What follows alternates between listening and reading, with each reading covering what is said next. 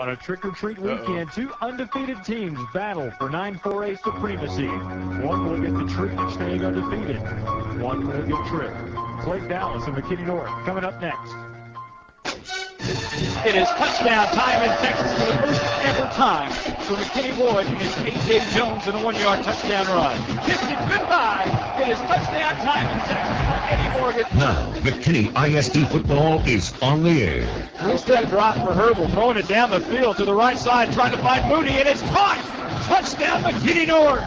McKinney ISD football is brought to you by American Bank, Troy Aikman Ford, McKinneySports.net. Nate Gill running left side, trying to find the corner. He is into the end zone. It's touchdown time in Texas for McKinney Boyd. Eldorado Motors, Bill Joplin's, Pet Load Toyota. You wanted to know about Calvin Maxwell? Hi, John. We'll get some of that. The Zone, Greenville, Chrysler. Looking for Fuller wide open at the 10-5 to Jeff Fuller. It is touchdown time in Texas. What a game! Woo! Now, let's start the pregame show. Here's Monty Walker and Brandon Helms. The McKinney North Bulldogs have won 13 consecutive games at Ron Post Stadium. Tonight could be the biggest challenge since the streak began. The Lake Dallas Falcons have landed in McKinney with a perfect 7-0 record. Both teams undefeated and looking for the 9-4A District Trophy. Good evening, everyone. Welcome to Ron Post Stadium in McKinney. It's McKinney North and the Lake Dallas Falcons. Monty Walker along with Brandon Helms. Thank you for joining us. Brandon, anytime two undefeated teams get together, it's going to be a classic showdown. Well, and that's something that we've been hoping for a while. I mean, you look down at the schedule, there hasn't been a lot of close games on that McKinney North schedule, but tonight should be a different story. At least on paper, North has the advantage. If you want to look at team offense, North, number 2 in the area among Class 4A schools. Meanwhile, Lake Dallas is 10. And then if you want to go to the defensive side, again, North has the advantage. North is at number 10 in area rankings, while Lake Dallas at 19. And McKinney North has the number 9 state ranking in the Associated Press. Let's check down with Jonathan Leidy. There might be some factors tonight with the weather. Talk about that, John. Wow, guys, this is probably the coolest night we've had all year long. That could play a factor towards the end of the game for the bench players that are coming off the bench to relieve some of the starters. Also, we have a wind coming out of the north that's slightly breezy and is gusting at some time, so the kicking game could be limited along with the passing game. I think the story tonight is going to be whose defense can stop the running game of the opposing team. All right, thank you, Jonathan Leidy. You know, and that is he brings up a very good point. The running game, and on both sides of the football, the wind might play a factor for McKinney North, although it's supposed to die down here in a little bit.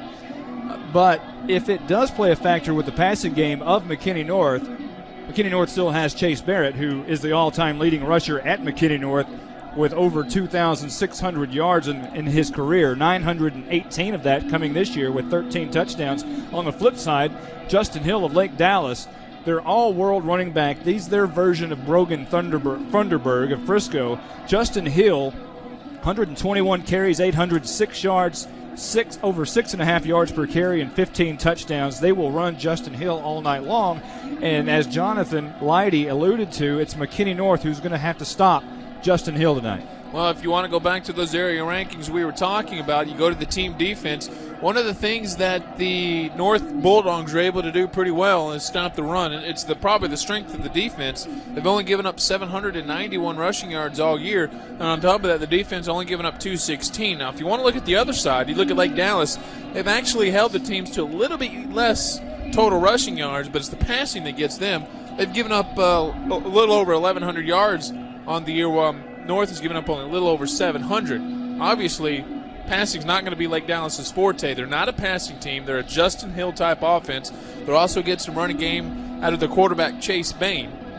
But if McKinney North can stop the running game, they've, for all intents and purposes, stopped the Lake Dallas offense. You mentioned Chase Bain, the quarterback for Lake Dallas. He does not like to pass a lot, as you alluded to, but he does have 888 yards on the season passing, and that gives him enough to be 25th in the area. 3 interceptions and 8 touchdowns on the year. He does like to run the ball, as you alluded to as well. 103 carries, 752 yards. That's over 6.5 yards a carry, and 9 touchdowns for the 6', 195-pound senior. Lake Dallas bringing a lot of people back, just like McKinney North. They bring back 3 offensive linemen who were starters last year, and their entire skill position players. Every receiver and Justin Hill and the quarterback were all starters last year for this team. They have won 11 consecutive regular season games and are 21-8 since moving up to 4A, and that tells you something right there, Brandon. Well, if you want to look back to last year, at one point it looked pretty dim for them to have any playoff hopes because they were at one point toward the last in the district rankings. However, they started wheeling off a few wins, were able to get a couple other key games go in their favor. They were able to be the third team in the playoffs and, of course, came across Woodrow Wilson of the DISD. And if you don't know, that's a pretty good football squad. They lost in the first round of the playoffs. But that team has experience just like North does. I mean, this should be the best game of the year. They did peak at the right time last year. They lost 3 games, their first 3 games in district last season, of course, to McKinney North over here, Hebron, and at Frisco. They lost 2 road games and 1 to Hebron, who's a very good football team at their place, but they took care of business against Justin Northwest, Keller Central, Frisco Centennial, and then knocking off McKinney over here last year to thwart themselves into the playoffs and play Woodrow Wilson, like you mentioned. And since then, they're undefeated. They have not really even had a major contest. They've pretty much, Little Elm gave them a little bit of a game on October 6th where Lake Dallas won 33-26, but that's really been their only test. The second quarter is probably the big quarter for tonight. Lake Dallas scores 95 points. That's the most they score in any quarter, and they give up 18, which is the lowest they give up in any quarter. And the same way over at McKinney North. McKinney North thrives in the second quarter. They have scored 139 of their 334 in the second quarter. And get this, they've only given up 13 points all year in the first half. That's unbelievable. 13 points in the first half all year. Much like what they did last week against the Little Brothers from Boyd. It's pretty close after the first quarter, comparatively speaking, 13-0, but then they just got touchdown after touchdown. And they go to halftime with this lead, and they were able to cruise, and that's what their MO has been. And let me tell you something. I'm not going to say it scares me, but I'm not too sure about what this team will do if the game's close in the fourth quarter, if only because they haven't been tested yet. It's not to say they're going to be bad. We just don't know. I mean, they've dominated just about every opponent they've had start to finish this entire year. Well, head coach Sean Pratt, who could even his record for the first time since the second game ever in McKinney North history, right now is 24-25. The head coach, who's 36 years old, from Texas Tech and A.M. Commerce. Of course, Coach Sean Pratt was a member of that 1986 Plano State Championship team. He was an assistant 7 years at McKinney under Ron Poe, who he obviously admires a lot. In 2002, the first year of McKinney North, Sean Pratt and his McKinney North Bulldogs went 2-8, came back with a 5-5 record, just barely missing the playoffs on a tremendous game over in Greenville. In 04, went 2-8 again on a surprisingly bad team, which was thought to be a lot better than what they turned out to be that year. And then, of course, last year, Eric Herbal, Chase Barrett show up, and they go 8-4, make the playoffs for the first time ever in school history. And this year come out and just smell like a rose, 7-0, and really haven't been tested at all. Maybe Forney was the first test. Maybe not. Forney's 4-3. You don't really know what they are, but so far they're the only test that McKinney North's had. Tonight will be the next one. Yeah, we got the next week, the next undefeated team in terms of district play in Frisco.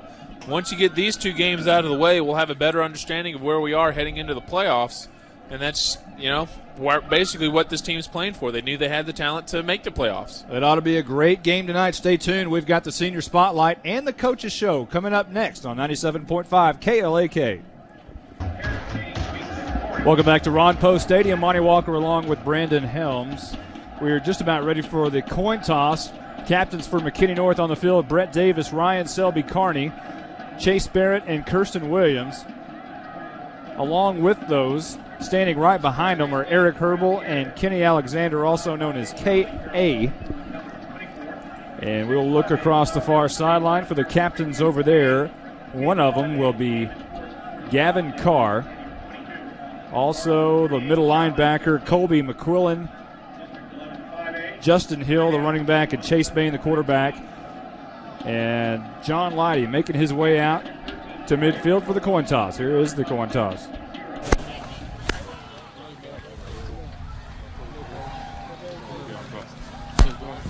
representing Lake Dallas High School. All right, gentlemen, that's Mr. Smith down there. I'm also Mr. Smith. No, we're not related, even though we both look pretty. All right, you guys are our captains. If we need anything, we're going to ask you for help, okay? If you need anything, talk to us. We can't help you if you don't talk to us, okay? Then we'll do what we can for you. Lake Dallas, you're the visiting team. You call it toss. That's the head. That's the tail. You call it. We'll agree on what he says. Then I'll toss it. If I drop it, we'll do it again. Okay? Go ahead and call it. Call tails. That's Chase Bain calling it. It's heads. You won the toss. Talking to Kirsten Williams. Saying you want to defer, is that correct? Defer. Okay, let me give that signal real quick.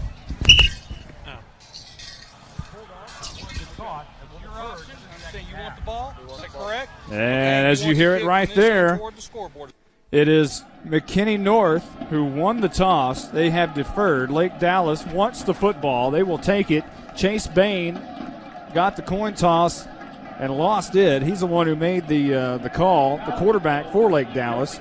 Kirsten Williams for McKinney North said that they wanted to defer it.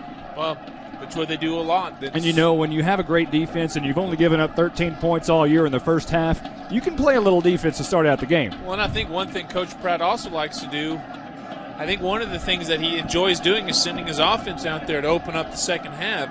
And that's really the half of record, because the majority of events that are going to affect the game, especially in a close game, are going to come in the second half. So what he wants to do, put the offense out first, set the tone for the rest of the second half. And you know what? Where I coach, I would adopt the same strategy. And the McKinney North Bulldogs wearing their dark blue uniforms, blue pants, white numerals, the orange helmets with the white stripe right down the middle outlined in blue, the white stripe right over the shoulders outlined in their orange. They're in the tunnel right now, and they're about to break out of it, and this place is absolutely going to erupt here in just about 10 seconds when they come out of that tunnel. Look at that dog rocking, too. It is, and here they come. They're McKinney North Bulldogs, undefeated, 7-0, and undefeated in District 9, 4A at 4-0. And also on the far sideline, Lake Dallas will come out almost at the exact same time. Lake Dallas Falcons are green, white, and black for their school colors. And they will march all the way across. They're not really running out, fired up, running out. They're just kind of doing a little jog all the way down to the far end zone. And they come out in solid green pants with a little black stripe, kind of like the Denver Broncos have the stripe down the side of their pants. They have a black stripe down the side of their pants. They wear white uniforms, white tops, with a black stripe right under their arm. Green numerals, kind of like the Toronto Blue Jays, curly Q numerals outlined in black, and they have black helmets. And it is going to absolutely be a war here tonight at Ron Poe Stadium. Two undefeated teams, undefeated in District 9 4A, looking for that district trophy. That's what it's all about. Games like this is what we as broadcasters live for. Well, we're just about ready for our national anthem being played here by the McKinney North Bulldogs band. We'll take a quick timeout and be back in a moment on 97.5 KLAK.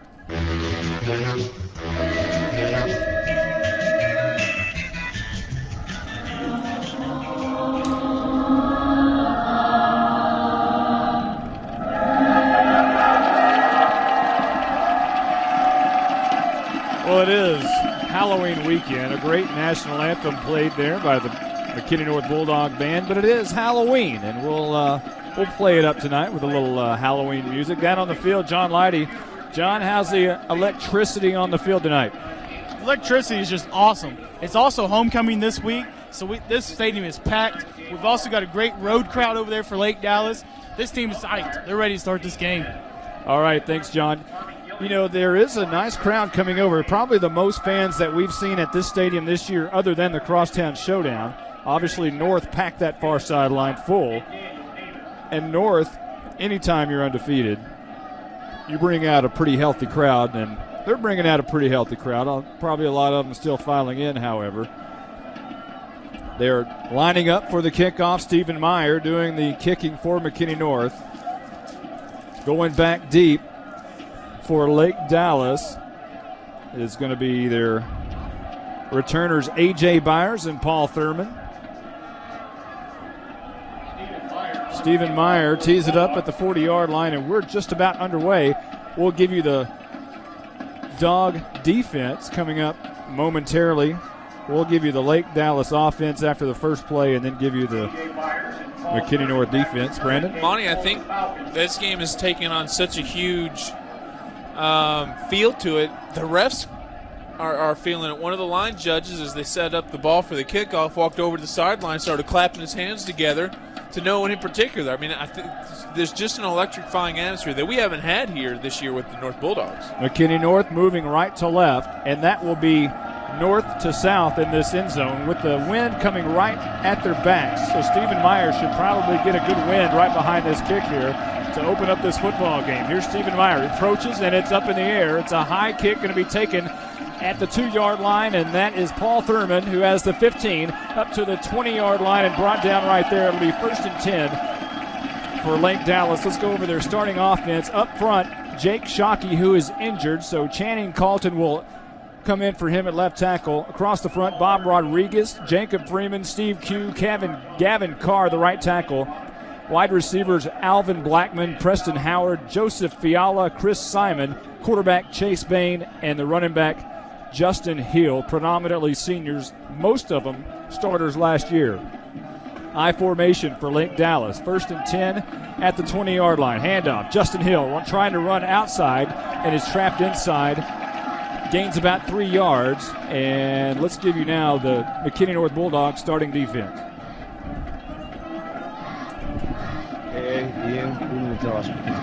Brett Davis, nose guard. Ryan Silvercarney, right tackle. Sean Robinson, Colton Floyd, inside linebacker. Mike Smith, inside linebacker. Mike Scott, cornerback. Jay McGowan, quarterback. Coleman Brown, safety.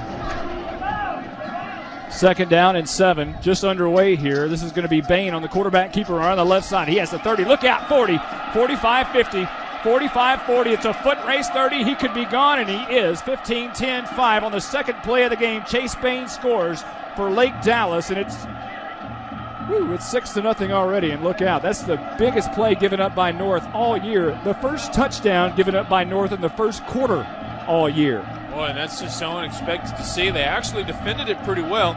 It was the quarterback keeper the whole way, not a pitchman to go into that far side. But what happened was they were just able to find the hole, and the blockers did their rest. And for some reason, safety on that side wasn't able to keep contained, and he just bounced it all the way out. And at that point, you're looking at one reason why Chase Bain's one of the best running quarterbacks in 4A in the Dallas-Fort Worth area. Left-footed kicker on for the extra point. It's a bad snap, but he goes right to him. He's up to the 5. He's going to be tackled, and then he slips into the end zone. His knee might have hit, but they're going to say he got in. It's a 2-point conversion for Lake Dallas on a bad snap.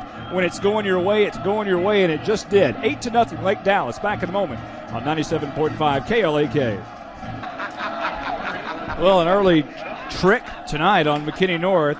It was a 2-play, 80-yard drive for Lake Dallas, and it was the big 77-yard touchdown run by quarterback Chase Bain, who came in with 752 yards rushing, well over that now with a 77-yard touchdown run. The 2-point conversion on the bad snap went right to the kicker, Michael Murray's hands, and a 2-point conversion makes it 8-0. Here's a very high kick by Murray, going to be taken at the 18-yard line, and that is, I believe, Millard Sims who comes up with it. It might have been Kenny McGowan. We'll have to check and see, and it was actually Sims who didn't get much of a return, maybe 1 yard up to the 24-yard line.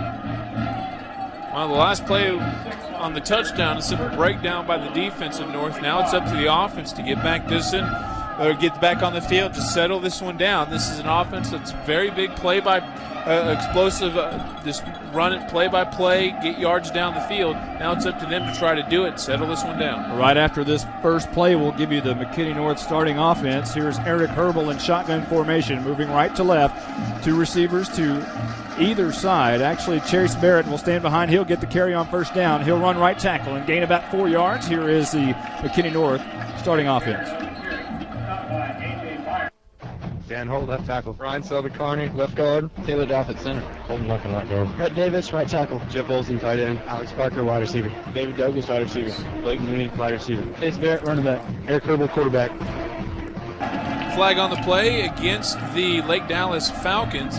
Offsides on the defense. It'll negate about a 5-yard run for Chase Barrett. However, the North Bulldogs will keep the down. It's now 1st and 5. Sending the ball just shy of the 30-yard line. It'll be 1st down and 5, as you mentioned, under 11 minutes now.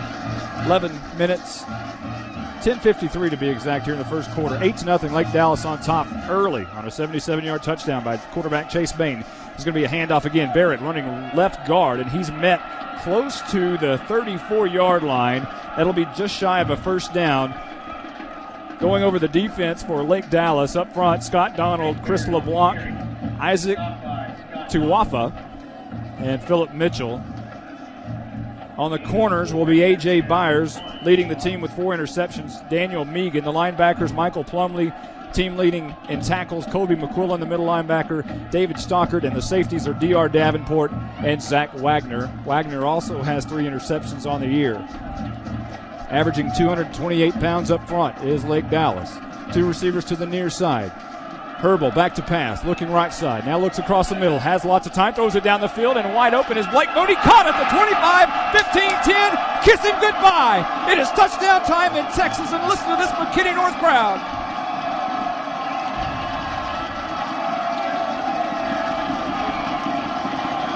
My, oh my. Just another 66-yard gain by this Bulldog offense. Pretty standard, really. However, receiver just got back behind the entire secondary. No one was there. They tried to make a last-minute leap at it, but once it went over their heads, there was not a chance anyone was going to catch a touchdown. And now, it's an interesting call. I think they're probably going to go for one. Too much football left, but it looked like they were thinking about going for 2 there for a minute. Stephen Meyer on for the extra point. Kenny McGowan, the holder. It's down on the tee. The kick is up, and the kick is good. Well, still down, but McKinney North strikes right back in a hurry. 9:53 left to go in the first quarter. 8-7. Lake Dallas on top. Back in a moment on 97.5 KLAK.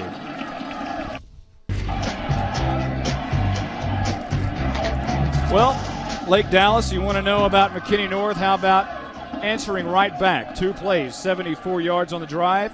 Herbal to Mooney on a tremendous 66-yard touchdown strike right on the money. And I tell you what, if you miss the first 2 minutes of this game, my goodness, you've missed a lot. Boy, no kidding. Don't expect the Falcon offense to keep doing what they were doing in big plays. While the North defense still not the preeminent unit on this team, they're still pretty good. And I don't expect them to give up a lot of big plays for the rest of the game. Here's the kickoff by Stephen Meyer, going to be taken at the 2-yard line and up to the 10, up to the 15, trying to find a hole, but tackled right at the 20-yard line by the McKinney North Bulldogs. On the return was Paul Thurman. Actually, yeah, it was Paul Thurman. Hey, Monty, here's a little funny stat. With the combined 15 points on the scoreboard, we have yet to see a 1st down in this game. Well, that doesn't happen very often. We've only seen 4 plays in this game, and we have 15 points. And over 150 yards of total offense. Wow. Strap them on tight. Well, we can hope the rest of the game is this exciting. 2 receivers to the left side. Chase Bain stands in shotgun formation, sends Justin Hill in motion, moving right to left and moving left to right overall is Lake Dallas. Bain's going to keep it on the quarterback keeper as he runs for a 1-yard gain. Ryan Selby Carney on the tackle for McKinney North. We have one change on defense that we need to mention. Mike Smith not starting. Rodney Nelson will start in his place. Colton Floyd moves from the weak linebacker over to the strong backer. Well, and that should play right into the favor of the McKinney North defense because Colton Floyd has got the build and the speed to be that strong side linebacker, and they're going to need it against this predominantly rushing team. Confusion with Lake Dallas. Bain is in shotgun. Hill stands to the right of him, sending a man in motion. And Bain, you're right, Brandon. They didn't get that one off in time. You saw Bain looking over there at Coach Michael Young, trying to figure out what's going on, and the offensive coordinator, Jeremy Males, but they couldn't figure out what the play was. Of course, this is the 2nd year for Michael Young at Lake Dallas. He is originally from Gainesville and went to Friends College up north a little bit. But this is a predominant playoff contender every year. And as a matter of fact, this is a school record last year was a school record 7th time in the playoffs. So they're a well-coached program, but not on that play. Oh, no kidding. 8:45 left to go first quarter. Moving left to right, Chase Bain is going to keep it. He's got the 20, and he's going to be tackled by Millard Sims at the 20-yard line. So that'll bring up a long 3rd down for Lake Dallas. Well, this is more of the type of defense that I expect to see out of the North Bulldogs, because they don't give up the run very easily. It's not something that they're geared to doing. They've got a very good, strong front 5 in their 5-down linemen and their 2 linebackers, or front 7, including the linebackers. They don't give up the run in large chunks on a good basis, and the last 2 runs have been only gains of 2 yards, respectively. Shotgun formation. Justin Hill will move out of the backfield in motion as a slot back. Bain back to pass, looking that side, flushed out of the pocket, and now he has to tuck and keep it. He's missed. Rodney Nelson missed the tackle, and Bain's going to have a 1st down or very close to it across the 30-yard line, and that was just a missed tackle by Rodney Nelson. He was right there and looked like he could have made that. Then obviously they wouldn't be moving the sticks right now or even measuring, but it's going to be close, and we'll check down with John Leidy. Is it a 1st down? Guys, it is a 1st down. He's about a half a yard past the 1st down marker.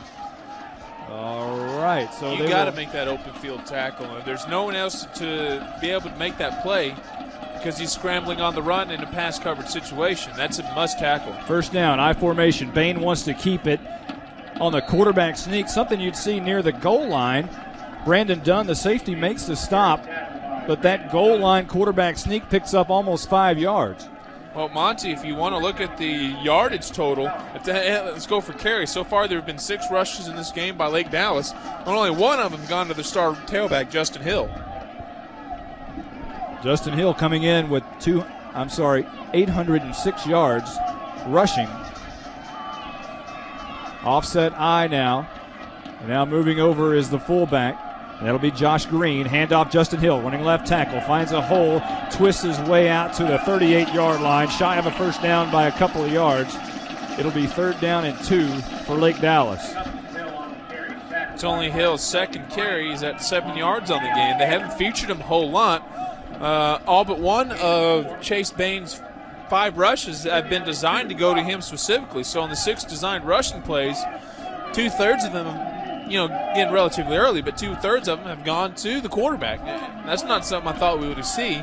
Maybe the coaches think they see a weakness in the North defense. Green and Hill in the backfield for Lake Dallas. 3rd and 2 at the 39 is where they'll spot the ball. Bain moves Green over to the left a little bit, and he will toss left side. That's Justin Hill trying to find the corner, and he's going nowhere. That DPD from McKinney North is right there.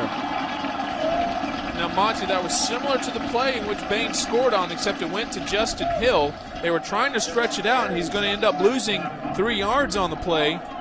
They were trying to stretch it out, and this time they weren't able to find the hole, and the defenders kept engaging their blockers, not allowing Hill to stretch it out further. Nice job by the defense.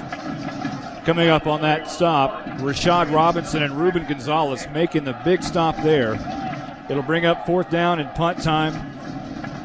Michael Murray, who scored the 2-point conversion, will punt this one away. Left-footed punter. It's a very high kick. Brandon Dunn will call for the fair catch at the 31-yard line. So McKinney North will set up shop there with 5:47 left to go in the first quarter, down 8-7.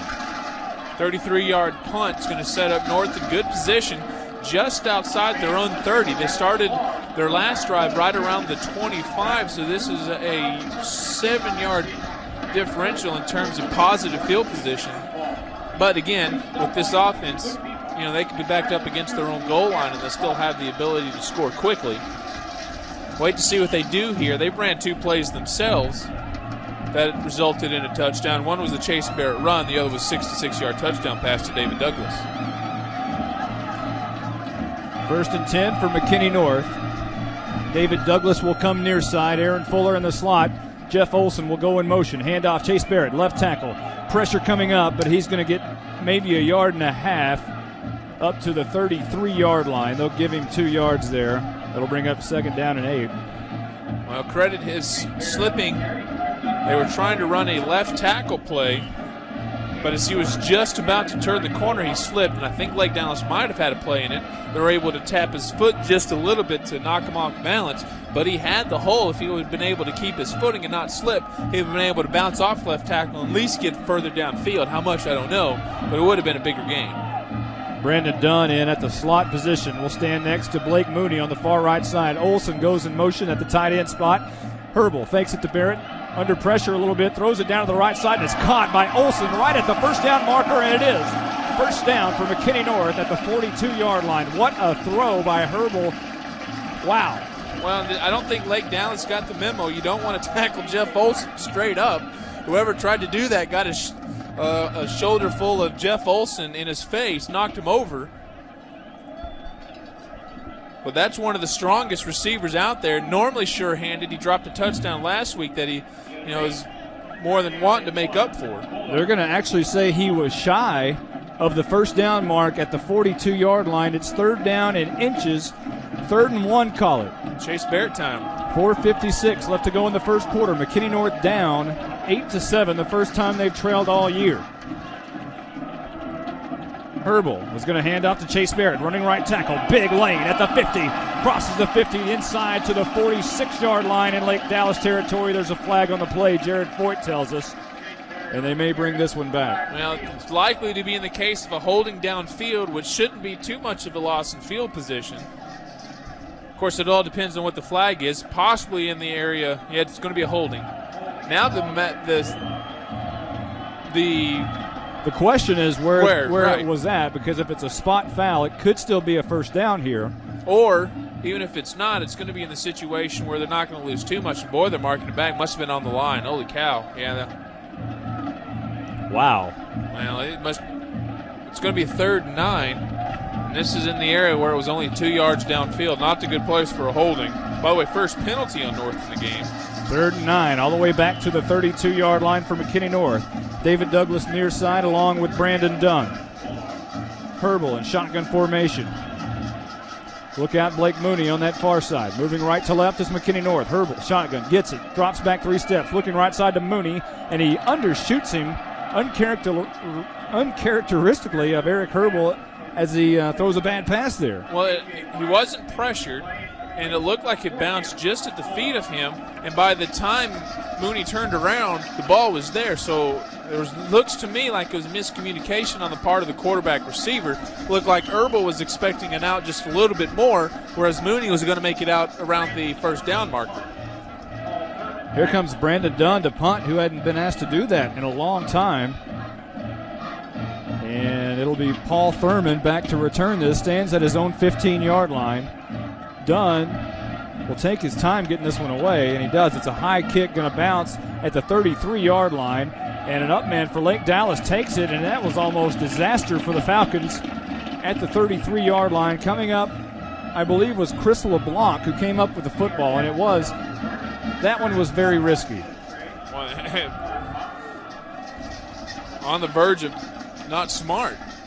And there was 3 Bulldogs there wanting him to pick it up. And once he did, he was pretty much clobbered. It'll be 1st and 10 for Lake Dallas, moving left to right with a 1-point lead, 8-7. Chase Bain will be in shotgun formation, send a man in motion. They're going to hand off. They're going to fake the hand to him. Bain's going to keep it. Ruben Gonzalez is right there, along with a couple of other McKinney North Bulldogs, including Kenny McGowan, who came on the stunt. It'll be 2nd down and long after the 1-yard loss. And that's more of what I expect out of this North defense, is that ability to stop the play from being any sort of positive gain. And this way, it was a loss. It was supposed to be a keeper going to the right side. That was a fake to Justin Hill going to the left side. The defense didn't bite on it at all. It's hard to imagine not giving the ball to Justin Hill. Well, they've only done it 3 times. You know, we did hear that he had a touch of the flu this week, so that may be a factor. And Bain is going to throw it here, and he throws it down the field and way over the head of his receiver, Joseph Fiala, and it goes out of bounds. 3:52 on the first quarter clock. Lake Dallas on top, 8-7. Well, it was running an in from the far side going to the near sideline. It took a little bit to develop, but right now you're seeing the big advantage North has. That was an overthrow, by the way, into the wind. So, that's playing a factor, but I have to think if that was North running the play, it's going to work. 4 receivers to the near side. Shotgun formation for Bain. Little movement early. That might be against the defense. It is. And I believe Ryan Selby-Carney came across the line a little bit early.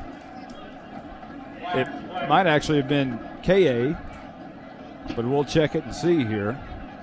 The officials huddling and trying to make the call, and they will break it, and here is the call. It is going to be offsides against Lake Dallas. The referees tonight, Steve Smith. The umpire, Lee Smith. As you heard in the open, they're not related. Yeah, but they're both pretty. Head linesman Tommy Gillian, the line judge Gary Land, and the back judge Justin Pierce out of the Dallas chapter. Monty, the penalty is actually a false start. I didn't see anybody move on the line. It looked like it's against Gavin Carr, but I didn't see any movement. Well, the ball now at the 27-yard line. Lake Dallas in their own territory. Shotgun formation. Bain wants to throw. Looking left side for that one receiver he has over there, and he's wide open, but he undershoots him. Kenny McGowan was in coverage, but lost him. And thank goodness for McKinney North, the ball was underthrown a little bit. Well, McGowan looked like he expected the receiver to run another in toward the middle of the field. Meanwhile, it was more like a post, but instead of being a post, he basically made a juke move to the inside, then cut it back out. And that got McGowan out of his shoes. But again, you're looking at the difference between Bain and Eric Herbal. Herbal can actually throw the ball very effectively. And right now, I'm not sure if Bain can. Michael Murray will stand at his own 12-yard line. Brandon Dunn back to return the punt. The punt is off. It's a high spiraling punt, going to be taken at the 40-yard line. On the run, Brandon Dunn coming up near hash, trying to find the outside corner. Has 45 flag down, and so is Brandon Dunn at the 46-yard line in North Territory, shy of the midfield stripe. 3:34 left to go in the first quarter. 8-7, Lake Dallas on top. Anxious to see what the penalty's on. Either way, it's going to be about a 32-yard punt. And, of course, we measure the punts before the return. It's going to be holding, so it'll actually make the field exchange in terms of field position a little less favorable for the Bulldogs. We had 2 minutes of absolute excitement, and we've had 7 minutes of ho-hum. Both teams have punted since. We've actually had Lake Dallas punting twice and McKinney North once, setting up their third possession right here. Well, I'm not going to go out on a limb and say this because I think there's going to be a lot of people who would agree with me, but I think the last two possessions that we've seen from the Falcons are more of what we had expected this McKinney North defense to do versus what we saw them do on the first series of the game. Shotgun for Herbal. Two receivers to the right, one to the left, and Herbal's going to hand off to Chase Barrett. That's Fruit Cole, and he pounds his way up to the 40-yard line. A gain of 4 on first down with 3:26 left to go in the first quarter. Lake Dallas on top, 8-7. I got to say something real quick. I want to say hello to Houston Beasley's grandmother, who is listening online in Nashville, Tennessee. We talked to Miss Beasley, Houston's mother, and she informed us that every week Grandma Beasley is listening in Nashville, Tennessee. That's great to hear. So hello out there in Nashville. 2:59 left to go in the first quarter at Ron Poe Stadium in McKinney. Herbal, shotgun, drops back 3 steps, looking left side. David Douglas is wide open down the sideline, and it's just overthrown over his head down around the 30, and it'll be incomplete.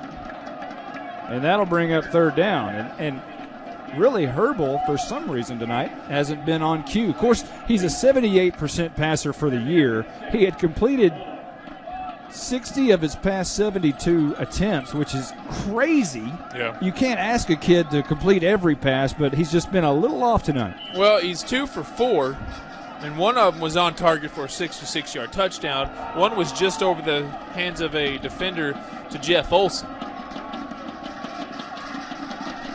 Third down and 6 for McKinney North. Shotgun. Herbal drops back 2 steps, looking right side. Now he wants to run. He's got all the room in the world up to the 50-yard line. Escapes one defender and tackled by the middle linebacker by the shoestrings, but obviously enough for the first down. You can hear that crowd as they move the sticks. Colby McQuillan made the stop. He leads the team in tackles with 49 coming in tonight, and that was the biggest one he may have made all year. Well, a couple of things. First, that rush makes Eric Herbal the leading rusher on the team right now with 14. Second, first down of the game for North. We haven't said that with 2.5 minutes left on the first quarter clock very often. David Douglas, near side, needs 60 yards tonight to become the all-time leading receiver in McKinney North history. Hand off to Fruit Cole, and he's trapped behind the line of scrimmage. First time we've seen that from Fruit Cole all year. Scott Donald the weekend makes a tackle. 5'10", 195-pound senior behind the line there. Well, he made the biggest mistake a runner can make, and that's when he saw pressure, especially as close to it as it was, he started going backwards. Right now in that situation, when they're breathing down on you, you're usually not going to be able to escape it when they're almost already touching you. You just have to lower your shoulder and minimize the loss instead of making it bigger, which would have been only about a 2-yard loss instead of a 4 had he just kept going forward. Under 2 minutes in the first quarter. 2nd down and 14 for McKinney North at the 50-yard line. Herbal pass, and the swing pass out to Fuller, and Lake Dallas sniffs it out in a hurry. On the stop for Lake Dallas is going to be Philip Mitchell, the defensive lineman, 5'11", 260 pounds, and he met Fuller almost immediately. Somehow that was only a gain of a yard. It looked a lot greater than that. By the way, Monty, did you include Davis Douglas' 66 yards in your total? Is he now the leading receiver in North history? This touchdown? That was Mooney. Oh, I'm sorry. On the touchdown. Well, let me take it. 3rd down and 13. A $1:07 on the first quarter clock. Herbal wants to pass. 2-step drop. Throws it to David Douglas, and there is a little bumping and grinding going down there, but the line judge says no. McKinney North is just adamant that there was interference. Good call. It was uncatchable. The ball was thrown too far out of bounds. The receiver would have had no chance to get that one. The back judge is coming over, and for a moment there was talking. I thought he was going to come over and confer with the line judge, but it was uncatchable. As I was watching the play, I knew there was no way he was going to be able to catch the ball. So Brandon Dunn will come on to punt here once again on 4th down and 13. 1:01 on the first quarter clock. Lake Dallas on top, 8-7 in a barn burner early. Well, the first 2 minutes at least. Lake Dallas scored on their first possession on a 77-yard touchdown by their quarterback, Chase Bain. McKinney North came right back with a 2-play 74-yard drive on their first possession on a Herbal to Mooney 66-yard touchdown strike. Here's Brandon Dunn all the time, and he kicks it off of the side of his foot, but it's a nice spiral kick. Gets a great bounce inside the 20 and down to the 11-yard line. And Lake Dallas pinned back deep in their own territory will start 1st and 10 from their own 11. There's a flag down, Jared Fort says. And we'll check and see this one. I think it's going to be an illegal block in the back. I thought I saw a McKinney cover guy fall on his face. But I don't know if they call that during when there's not a return, but he was definitely pushed in the back, so it'll be interesting to see what happens here. We're going to have a holding at least. It'll be half the distance to the goal. Ball at the 11-yard line to put it just shy of the 6. Well, that's a good break for now. The defense just pinned their ears back. Now you've got Lake Dallas behind. They're going to have to play to their strength, which is the running game. But I like the matchup there because the North's defense strengths their run defense. McKinney North starting out a little slow on defense tonight, giving up that big run, but that's basically all they've given up. Yeah. They've been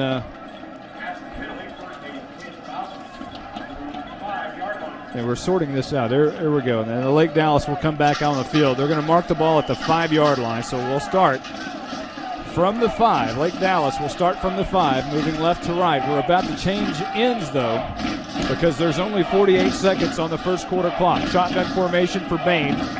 4 receivers to the near side. Bain is going to get it, and flags are going to blow. It's going to be offsides against Lake Dallas. Well, legal procedure looks like the middle of the offensive line might have moved. I don't know if it was caused by one of the Bulldog line defensive linemen jumping, but there was movement off the offensive line without contact being made, so it should be against Lake Dallas. And that may be me being a little bit of a homer, but that'd be my guess. And that's what it is. So they'll move it half the distance to the goal. So instead of starting on the 5, they will actually start at the 2.5-yard line here. Blitz. Get that safety. Well, I tell you what, this could be Rashad Robinson time right now. He comes into the game with 6 sacks. Also, Kenny Alexander with 4 sacks. This would be a great time for one of those. Sure. By the way, that is the 5th penalty on Lake Dallas in the first quarter. I see signs of Drew Bledsoe in the end zone right here. Chase Bain for Lake Dallas in shotgun formation. 4 receivers to the near side. He drops back 3 steps, wants to throw, throws it out left, and overthrows his receiver. Flag down. No. No, they're going to get him for pass interference. Kenny McGowan was in coverage. And again, Jared Foyt points out here that one was way overthrown and not catchable. But it might have been overthrown in the ref's eyes because McGowan was jamming it. But that was within the 5 yards that you can jam. He wasn't doing it at the 10. It was more along the lines of the 7. We're going to get a hold. They're going to get a defensive holding. So they don't lose the yardage. They do get the first down, however. But you know what? That's still good for the defense because it still keeps them pinned back inside their own, and it's only instead of going to be a 1st and 12, but it'll be a 1st and 10, and only gain of 5 yards in terms of field position. So they're going to. Why are they taking it out to the 13? The ball will rest at the 13-yard line. It's not a spot foul. And it's not a defensive penalty unless it's different in the high school rank. It should only be a 5-yard penalty. Must be different at the high school level. 1st and 10, 43 seconds on the first quarter clock. Chase Bain's going to pitch it to Justin Hill, who's in traffic and going to be taken down in the backfield.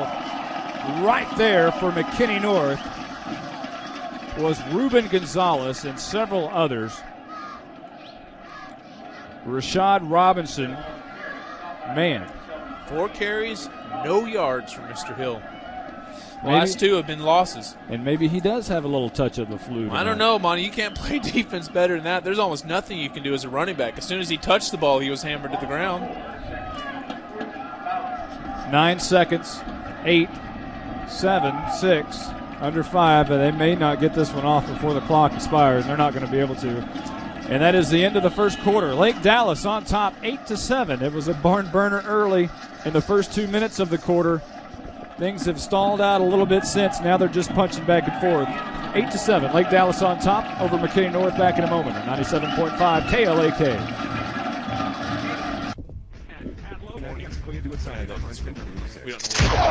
You're listening to McKinney North Bulldog Football on 97.5 KLAK and online at 97.5KLAK.com.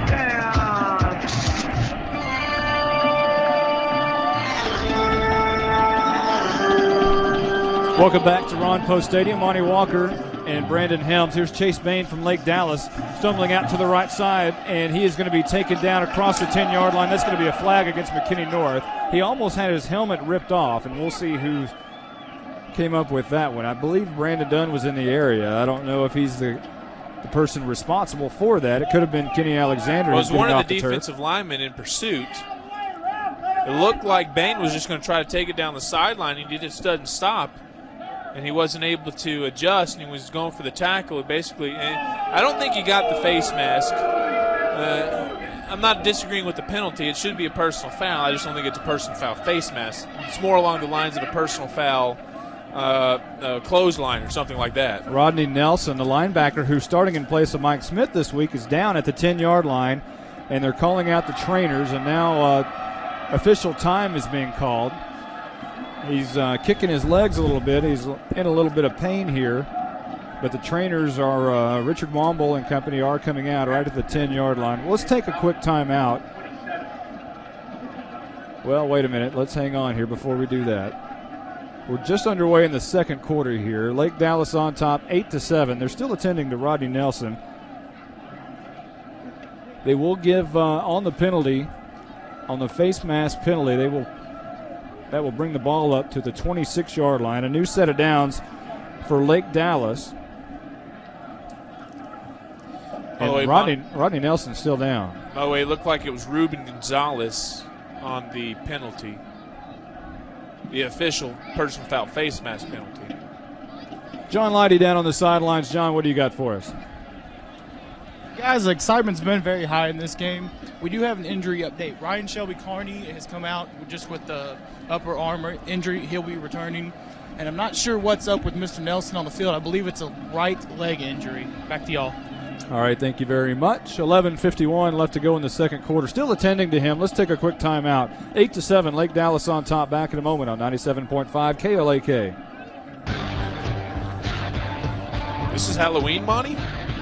It's a trick-or-treat weekend at Ron Post Stadium. 8-7, Lake Dallas on top of McKinney North. Rodney Nelson, the linebacker, the weak linebacker, still down on the field. They're attending to him. He showed really no indication of getting up and moving around. He is kicking his feet a little bit. And not too worried about the seriousness of the injury. However, they're taking their time here and making sure that he's okay. And that's something you always want to do in a situation like this, especially if you're unsure of. You just want to make sure you do something right that's not going to, in the long run, have a negative effect. The officials now have sent both teams off the field as they were standing at the 26 and waiting to get this game back underway, but they're taking so much time with Mr. Nelson that they went ahead and sent the teams off the field and let them I guess take advantage of this official timeout and maybe make some adjustments here. I wonder if John's heard anything new about what's happened. Let's take a listen down to John. John Leidy, what do you got for us? John may be doing some investigative reporting down there. I wonder if we're having more technical difficulties. I don't see him there on the sideline. Rodney Nelson still down at the 10-yard line. Oh, yeah, there he is. Looks like they may be stretching out his right leg. He's going to be lifted up now. And Rodney Nelson will make his way off the field. Yeah, he's heavily favoring that leg. Yeah, he's not putting any weight on his right leg at all. They have not taken a shoe off or anything, so it would make me think that it's not an ankle and maybe a knee. Yeah, and that's something you definitely don't want to mess with. I tell you what, I've had 2 torn ACLs, and that's not fun. And let's hope Mr. Rodney Nelson is not going to have to go through that. They will bring out a golf cart now. Yeah, he's got a look of pain on his face. Hopefully they'll be able to put Mr. Nelson in the golf cart, but it looks like Rodney Nelson, the linebacker, who got his first start tonight. Yeah, I was just about to say, tough break for the kid. And he will not return tonight. He's going into the game. Well, we don't know that yet. Mike Smith is into the game now. It doesn't look good that he'll be returning. I don't think that he'll be returning looking like that. So Mike Smith into the game now at linebacker will take his place. It looks like, as Jared pointed out, that he's favoring his calf a little bit.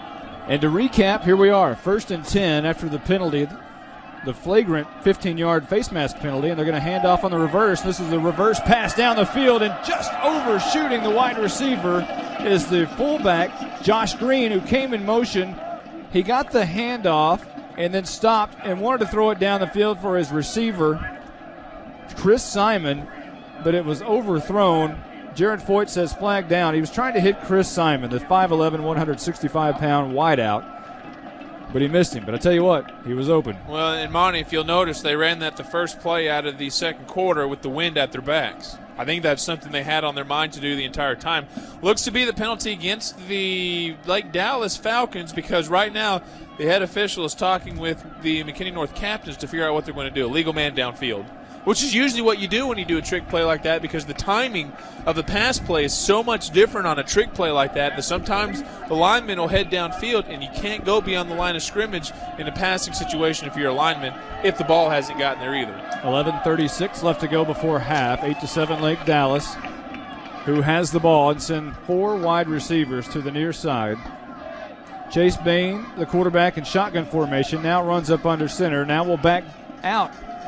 8 seconds on the play clock, and Bain will keep it, running left guard, and a big hole up to the 30-yard line and taken down by Brandon Dunn at the 31, but that was a huge gaping hole on the left side of the offense, and Bain was able to sneak through for 5 yards. Well, that run puts him over 100 for the game.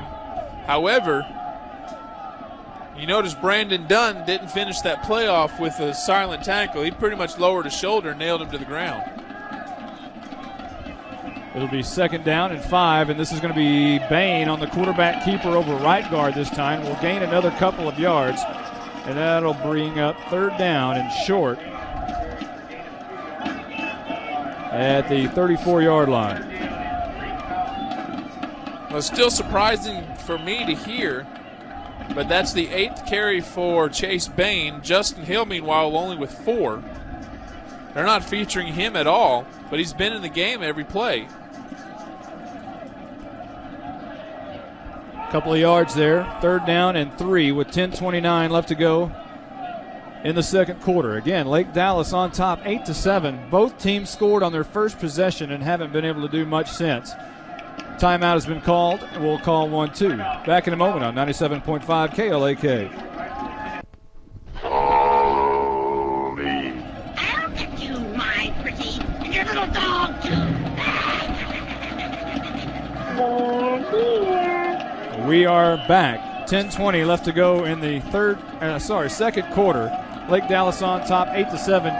Third down is what I was about to say. 3 receivers to the near side, 2 to the right. Man in motion. And Chase Bain's going to fake it to the man in motion. And he is met right at the 34-yard line. And Lake Dallas is going to have to punt again. Monty, right now the Lake Dallas offense has 4 first downs on the game. 3 of them have come via the way of penalty. And at the same time, if you want to take out the long 76-yard gain, right now the Lake Dallas offense has only rushed for 30 yards. Ryan Selby-Carney having a great game tonight in on that stop. And Murray will have to punt. The left-footed punter will stand at his own 20-yard line. Brandon Dunn will stand at his own 25. And the punt is a lot of pressure, and Kenny McGowan got it. And on the Michael Scott has the ball at the 20-yard line. Kenny McGowan with the play of the night so far. You can't get any better than that. They've very deliberate and slow on their punt. If they haven't had one blocked this year, they've come very close. And it was just a matter of time before I thought North would be able to get their chance at a block punt, and that's exactly what happened. And this again shows why games like this are very much contingent on momentum. Because now North has the momentum on their side, 20 yards to go before taking the lead. And at worst, they're in field goal range for the very good kicking kicker of Stephen Meyer. 9:33 here in the second quarter. McKinney North down 8-7 to Lake Dallas. And I tell you what, Kenny McGowan, you'll go weeks without hearing anything about him, and all of a sudden he'll make a tremendous play. And you can see him coming off that left side. Here is Herbal, and he's going to keep it on the option. He'll gain a couple of yards out to the 18-yard line. That'll bring up second down and long. But I tell you what, every once in a while, Kenny McGowan will just make an incredible play that only he can make on the field. And he does it again right there with that punt block. And he came untouched out of nowhere, flying for the football. And the great thing about it is he didn't touch the punter. Well, even if you block the punt, you can nail the punter all you want to. Shotgun formation for Herbal, and he's going to hand off to Barrett. No, he's going to keep it, nice and nobody fake. knows it except him. Down to the 10-yard line. First down for Eric Herbal. What a play call, and what a fake.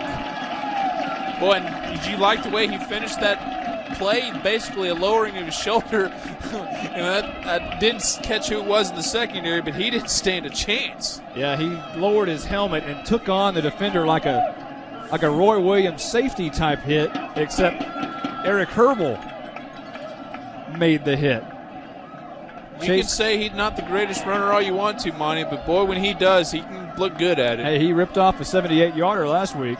Herbal back to pass, throwing in the end zone for David Douglas, who makes an adjustment, and it's touchdown time in Texas. Herbal threw the pass a little bit off target, but Douglas came in and made the adjustment and caught it really quick now, going for 2, McKinney North. In the swinging gate, and they elect to bring out Stephen Meyer in the extra point unit. But what an adjustment by David Douglas to bring that one in.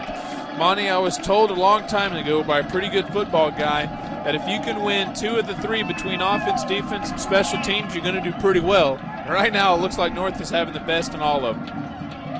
Stephen Meyer's extra point is true. McKinney North takes the lead, 14-8. Back in a moment on 97.5 KLAK.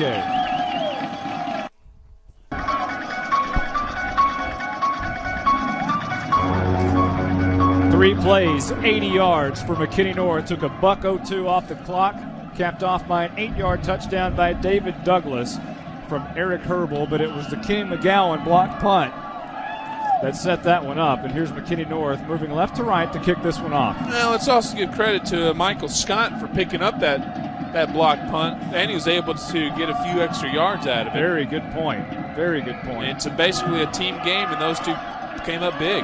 Stephen Meyer boots this one away into the teeth of the wind, and A good kick all the way down to the 4-yard line. And right there is McKinney North to make the stop shy of the 20-yard line.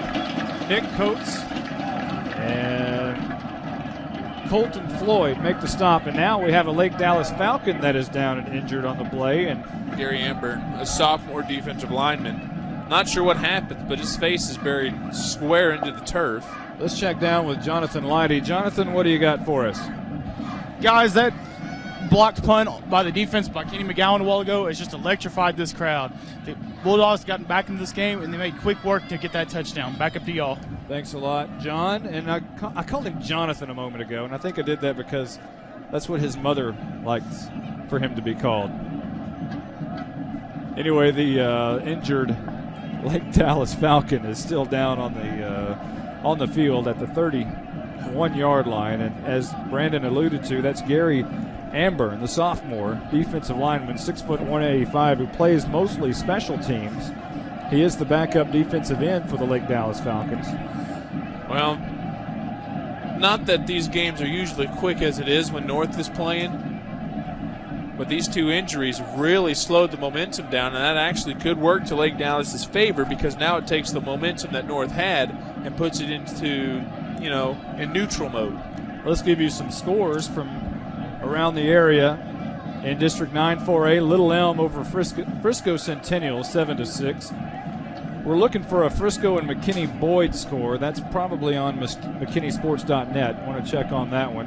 And McKinney at the Colony, and the Lions are on top 7-0. Highland Park against a common opponent of McKinney North in Forney, leading there 14-0 over Forney. And Denton Ryan over Denison, 21-14. So 1st and 10 now as Mr. Amburn makes his way off to the Lake Dallas side under his own will and walking pretty good. Not really looking like he's limping a whole lot at all, matter of fact. 14-8, McKinney North in the lead here. Sometimes you just get the wind knocked out of you and it feels like the end of the world. 8:25 left to go here in the second quarter. 14-8, McKinney North in the lead. High formation, handoff. Justin Hill met at the line of scrimmage, trying to spin his way out, taken on by Colton Floyd, and he brings him down. That might have been a little bit of Justin Hill taking on Floyd, but Floyd met him and brought him down. It's a standard play, and that's one of the best gains of the night for Justin Hill. His previous high had been 4, and that was 3. That at least puts him into positive yards. He hadn't had those 4 carries for no yards. This is going to be a handoff to the right side, Justin Hill, and he'll make his way out to the 27-yard line, shy of a first down by about 3 yards. 7:41 left to go in the second quarter. North on top, 14-8. There was a lot of electricity early in the first series for each team as they both took it to the house. North here in the second quarter has taken it to the house. Here's a swing pass out to the right side, caught by Lake Dallas. First down out to the 40-yard line. And for Lake Dallas, there's lots of flags, and that's going to be against Lake Dallas. Like actually, McKinney North says they have the ball.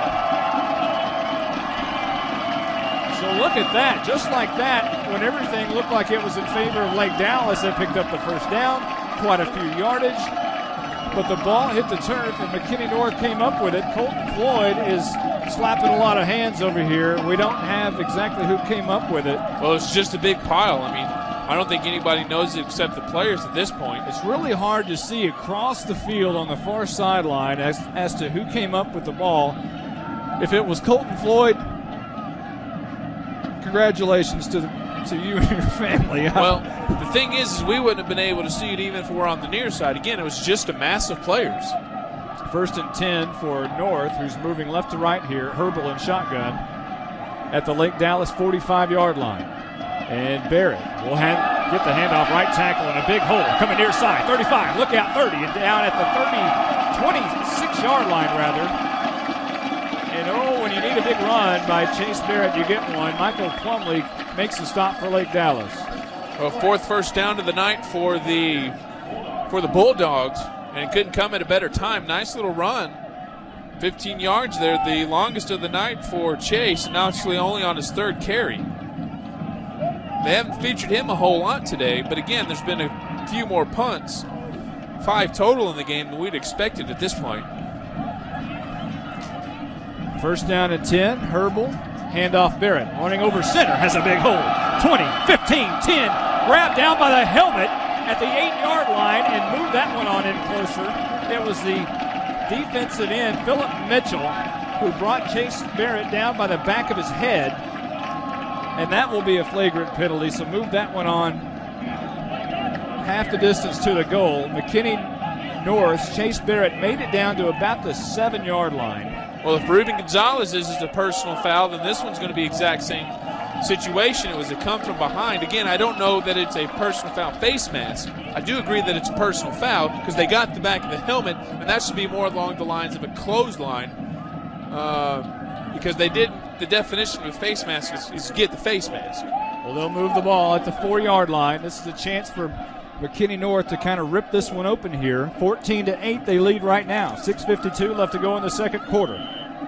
Moving left to right, about to punch it in that north end zone is McKinney North, 4 yards away on first down. Chase Barrett will stand just right behind Herbal, and to his right will send Matthews in motion. Handoff, Barrett up the middle, big hole, busts his way to the end zone. It's touchdown time in Texas. 20-8. North takes the lead here, or advances their lead, I should say. And they'll line up in a swinging gate.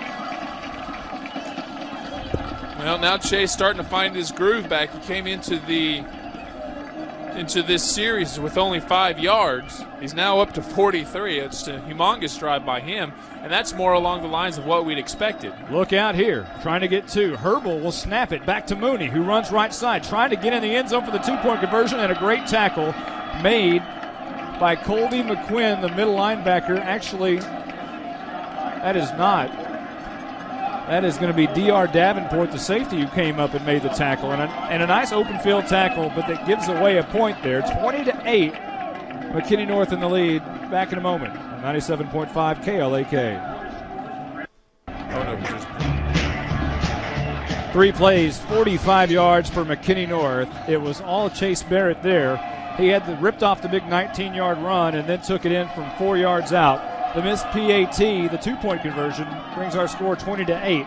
The kickoff's going to be taken at the 8-yard line, and that is Thurman. Running right side, he's going to be tackled. Another great job by the kickoff team of McKinney North as they bring Thurman down just past the 20-yard line at the 22. Monty, there's a couple of things that Lake Dallas has done that's made me wonder how they're an undefeated team. I mean, there's miscommunication right there on the kickoff where the 2 deep men were going for it at the same time. At this stage of the season, you can't do this. I mean, this is just a situation where you're going to have to communicate better. It's as simple as that. Well, they'll come out on offense here, showing some crazy formations with 3 receivers to the far sideline with 1 standing right behind them, kind of a wedge. Now they'll send him in motion, and that is Fiala. And now Bain will run the quarterback keeper on the left side. Big hole, look out, 35-40, up to the 45. He could be gone. 45-40, being chased down. 20, 15, 10, pushed out at the 5-yard line by Rashad Robinson, the defensive end, and that tells you a lot about McKinney North when Rashad Robinson, the big 6'2", 215-pound defensive end, runs all the way across the field, never gives up, and pushes out Chase Bain at the 7-yard line. Well, another 70-yard run.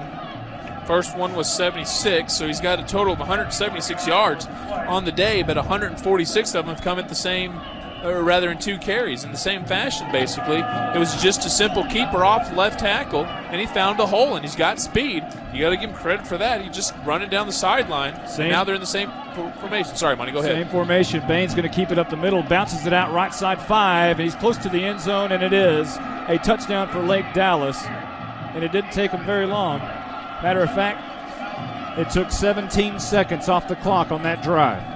And it's weird because they only have 3 linemen on the play, but they're able to do it because they've got a flanker on each end, and basically they split out the linemen. I mean, how they're able to run on that, I don't know, because if you split a lineman out, he should be a receiving threat, so you really almost don't even need to cover him too hard. On for the extra point will be Michael Murray, who, remember, it was a bad snap earlier. And the holder, Daniel Morgan, let it go through his hand. Another bad snap. This time, Megan, actually, the holder brings it down, and Murray boots this one through. 20-15, an odd score. 6:08 left to go in the second quarter. North on top. Back in a moment on 97.5 KLAK. Red rum, red rum, red rum, red rum, red rum. Well, at Pizza Hut Park, McKinney Boyd hanging in there 9-3 in Frisco. But right here, 20-15, McKinney North hanging tough as well over Lake Dallas. 20-15, and Brandon? Boy, how much of a wrench would it throw in the district standings if Boyd were to get their first win tonight? How about that? Well, it's way too early to say they're even down, but still, we're hoping for our little brothers. 2 plays, 88 yards on the drive. It was a 76-yard touchdown, or run rather, by Chase Bain, the quarterback, was the big play. Kenny McGowan thought about taking it out of the end zone. He caught it over the shoulder 5 yards deep in the end zone, thought about running it out, but then took a knee, and boy, you don't know about Kenny McGowan sometimes. I think he was just doing that for show, just to make the return team run a little harder, because he didn't charge out their full speed like you would when you receive a kickoff. When a kid will pull a fake field goal on his own, you never know. Oh, I'm not saying that we know for sure, but judging by he didn't run very hard. I think he was just saying, "Hey, you gotta come get me. Look, I haven't down. Oh, you're so close to getting me." I think that's what it was. Moving left to right, McKinney North. 6:08 left to go in the second quarter. 20-15. North leading here over Lake Dallas. Herbal shotgun, handoff, Barrett. Big, for a moment, I thought he had a gaping hole, but for some reason, Isaac Tuafa brings him down by the shoestrings. And Tuafa, I tell you what, he's a junior. He's 6 foot, 260 pounds, but I watched him 2 years ago play and start for Lake Dallas as a freshman. Well, and the thing is there was a hole there. You were right about that. But Tuafa wasn't in the hole. He was able to reach around his blocker just enough to get Barrett down. Else it would have been at least a positive gain of 5 or so. Second down and 10, 5:33 on the second quarter clock. Herbal wants to pass, gets great protection and a great block, wants to run. And out to the 25-yard line goes Barrett. He got a great block out by his right tackle, Brett Davis, who basically pushed the defensive end right out of his way, pushed Philip Mitchell right out of the way, but that gave Herbal some time to sneak through there and run around the right side and pick up 5 yards. Well, Herbal's not fast like his counterpart on the other sideline, but he is very good in where he sees the field and the vision that he has in finding the hole, and that's what happened there. Herbal, shotgun, 2 receivers left side. Blake Mooney by himself to the near side. Herbal looking left, throws over to David Douglas, and actually it's caught up by the slot back at the 35-yard line. Enough for a first down. Now some pushing and shoving going on at the end of that play. Emotions running high here. 2 undefeated teams. And on the catch was actually David Douglas.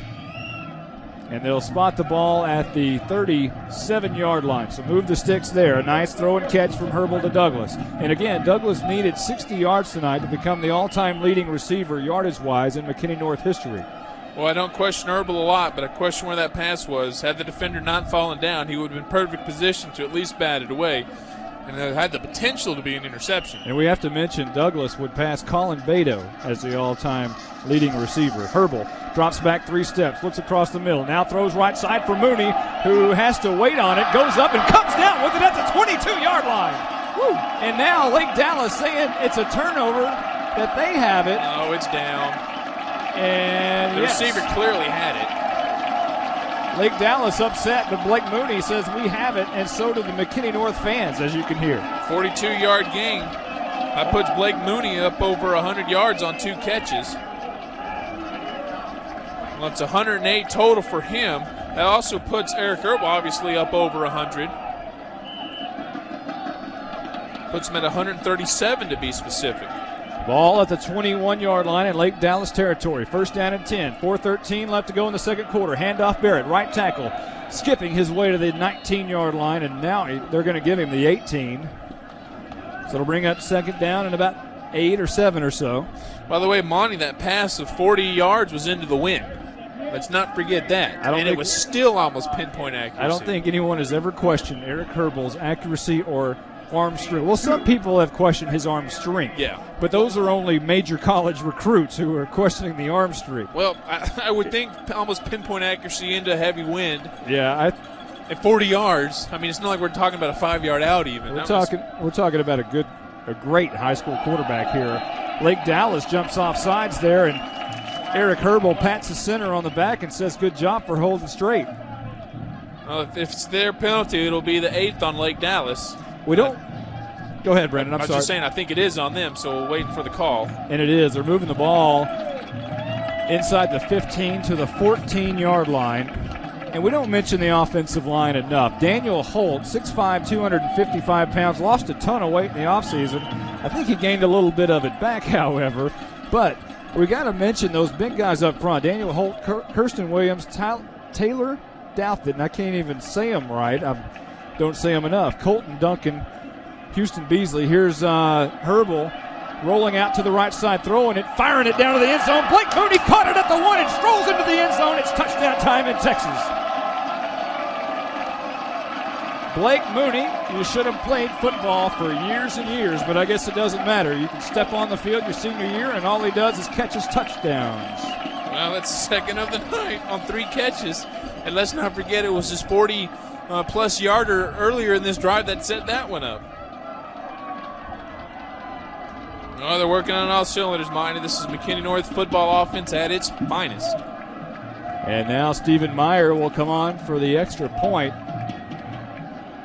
McGowan has it down. The extra point is up, and it is good. 27-15. McKinney North on top. 3:11 left to go. Second quarter. Back in a moment on 97.5 KLAK.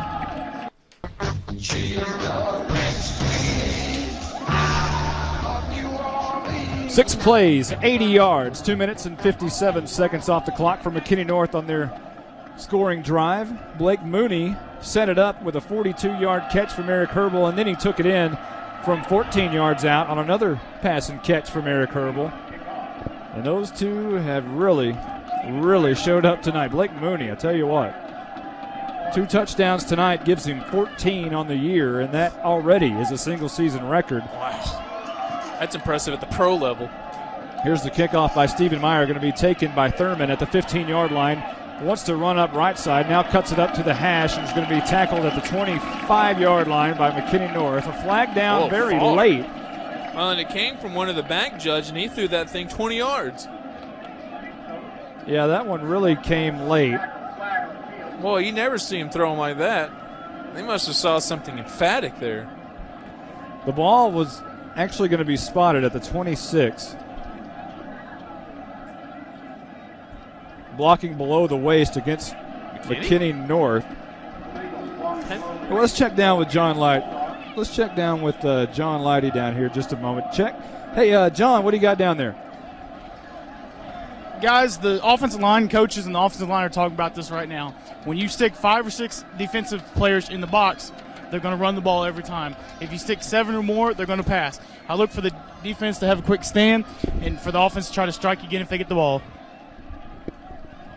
All right, thanks, John. 3:04 left to go in the second quarter. 27-15, McKinney North on top here. You know, McKinney North giving up 15 points so far here in the first half. Had only given up 13 all season long in the first half. Well, and another thing that's almost weird is, I mean, I understand how you can get a chop block, but it almost sounds like an oxymoron that a return team trying to tackle somebody gets called for a chop block. Chase Bain, the quarterback, drops back, wants to pass, has a lot of time, fires it down the field, and overshoots Justin Hill, who has great coverage down there by Brandon Dunn, and that'll bring up second down. Trying to go for the big play there, and their speedy back, Justin Hill, who's a track star, but he overshoots it. Well, why not? It's 1st and 10, but it again shows you the stark difference between this offense and North. Chase Bain, 2 of 5 passes for 20 yards, and one of those completions turned out to be a fumble at the end. It's just some teams can pass very well. North is one of them, and some teams can't. Well, Chase Bain did come in to the game 53 out of 82 with 888 yards passing, 8 touchdowns, and 3 interceptions. Watch the swing pass here. They've got their linemen split out to the far side. Second down and 10. Bain wants to run it to the right side. He tucks it. He has a big hole. He has the first down, crosses midfield into McKinney North territory to the 48-yard line. Marquise Millard Sims makes the stop. They'll mark it at the 47. Chase Baines now 2 yards shy of 200 yards rushing. Under 3 minutes to go before the half. And remember, it's homecoming, so we may run a little bit long at half. Bain pumps to the right side. Now he's under pressure, and he throws it away. He was under all kinds of pressure in the backfield by Jeff Olson, who plays a little defensive tackle at times. He has 11 tackles and 4 sacks, and he almost had number 5 right there. Well, and he's one guy who loves to make contact. He's kind of your throwback player, your tough, dirty defender who just loves to lower the shoulder. Timeout McKinney, it looks like. Yeah, McKinney North will take a timeout right here. 2:33 left to go before half. McKinney North on top, 27-15. Back in a moment on 97.5 KLAK.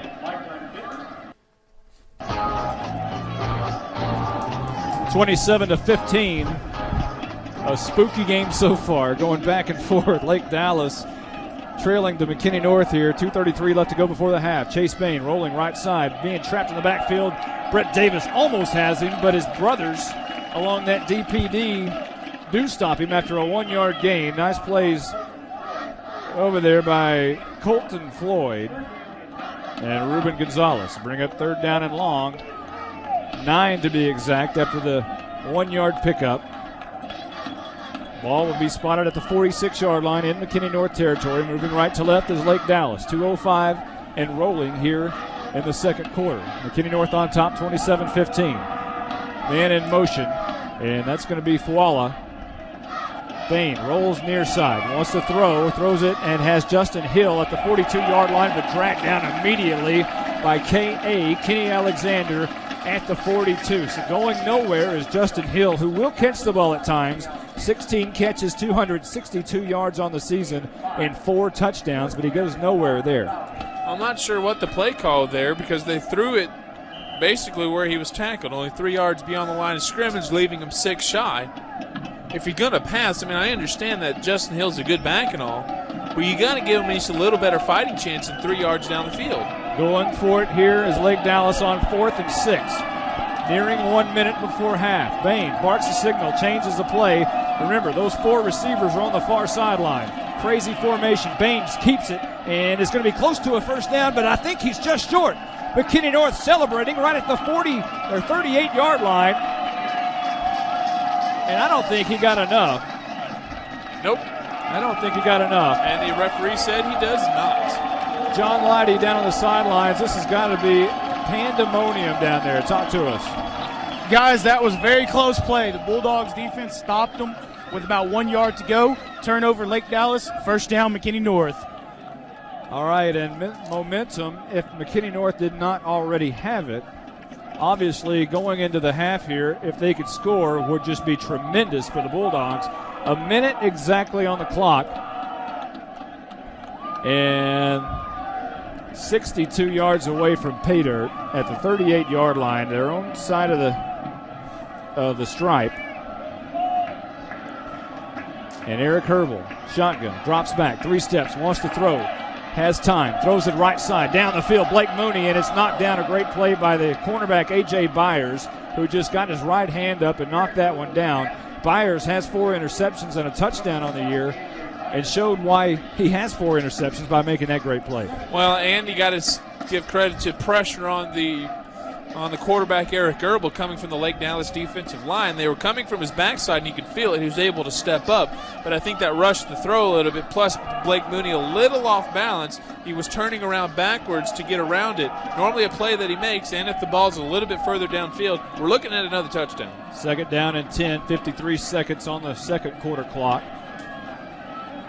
Herbal is going to fake the hand to Barrett, throwing it down the field once again, and David Douglas makes the catch at the 33, cuts it inside, look out, 20, coming near side, 10, 5, down at the 3-yard line, and David Douglas is your all-time McKinney North leading receiver on that catch.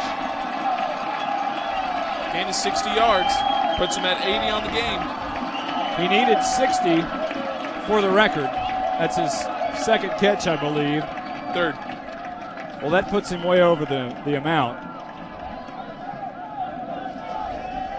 Just like that, Eric Goebbels got 211 passing yards. 31 seconds and rolling here. McKinney North kind of taking their time a little bit. The ball's at the 2. It's first down, obviously. David Douglas all alone, one-on-one to the left side. Herbal is going to hand off Barrett, running right tackle, and he's in. It's touchdown time in Texas. 17 seconds left to go before the half.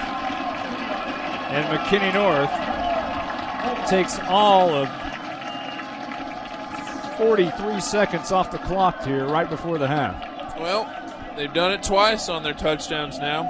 They're able to score just about any time, just about any place. Wow. And look, Superman sporting Go North down there on the track. Waving the flag. Well, we've seen Captain America early. Now we see Superman. Here's the extra point, and it's blocked right at the line of scrimmage, and Lake Dallas is going to pick it up. But right there for McKinney North is Zach Gagnon to stop him, make sure he doesn't return that one. 17 seconds on the clock. McKinney North on top, 33-15. Back in a moment on 97.5 KLAK. I was looking in the lab of late one night when my eyes beheld an eerie sight. 3 plays, 62 yards for McKinney North. Took 43 seconds off the clock. David Douglas made the big catch to get him down there, 60 yards. But it was a 2-yard touchdown by Chase Barrett that capped it off. 33-15, our new score. McKinney North in the lead. Almost halftime. It's almost homecoming festivities time. North will fake the Quail onside here, and Stephen Meyer will tee it up. Back deep for Lake Dallas will be Paul Thurman and A.J. Byers. Thurman has taken each kick so far, and looks like he'll take this one as well. It'll be banged down, bounces at the 11. Thurman takes it there, comes up to the 20, and is tackled at the 23-yard line. So that's about as far as they've gone on each kick return. 23 yards is, or 23-yard line is about the max, and they're going to actually spot it at the 24. Minus the extra point that was missed, this special teams has played exceptionally well for North today. They've got a blocked punt. They've been able to limit any sort of return in both the kickoffs and in the punting game.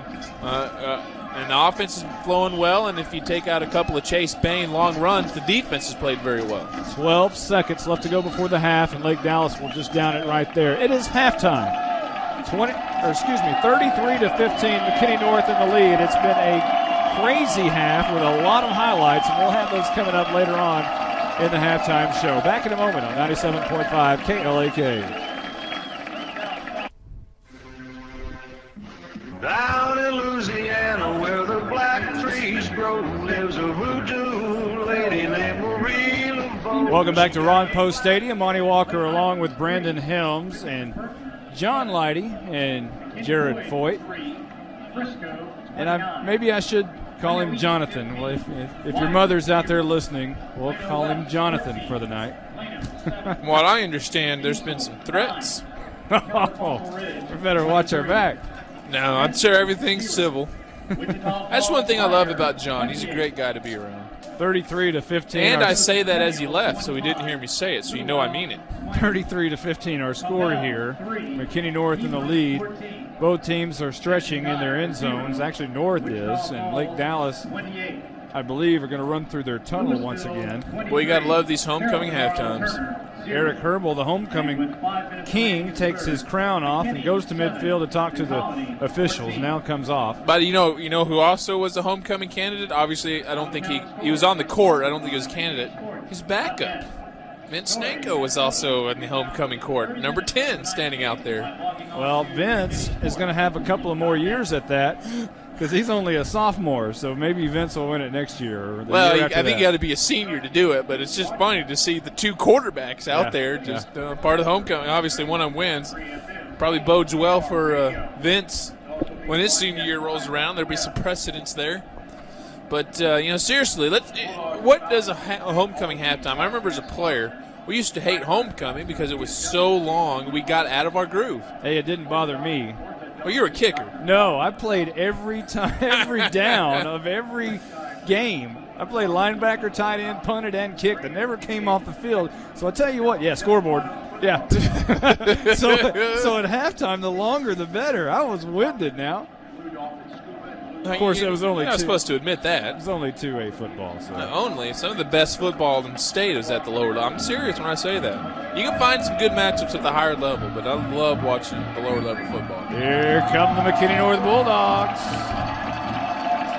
David Douglas runs through the paper run-through and has some of it stick to his face mask. Well, did you see Chase? He grabbed a piece and just started wrestling with it and threw it aside. I think he's just trying to create litter. Lake Dallas making their way through their helmet as well. As both teams are back out on the field, back on the sidelines, doing some stretching, making sure everything's loose. Lake Dallas seems to go down to the end zone as a team, and they get down on one knee, and it's like they're honoring the flag because they stayed at that position at halftime or at pregame when the anthem was playing. John Leidy. I believe John Leidy's made his way back down on the field. John, talk to us. Guys, the Bulldogs came out from the tunnel here very, very excited. Homecoming, they're up. They get the ball first coming out at halftime. I'm going to look for them to probably slow the pace of this game down just a little bit and run a little bit coming out of the second half and try to put another touchdown on the board. All right. Thank you, John. Kenny McGowan and company will come out on the field. Remember, McKinney North getting the ball here first, and that's a scary ordeal for Lake Dallas, I'm sure. Down 33-15.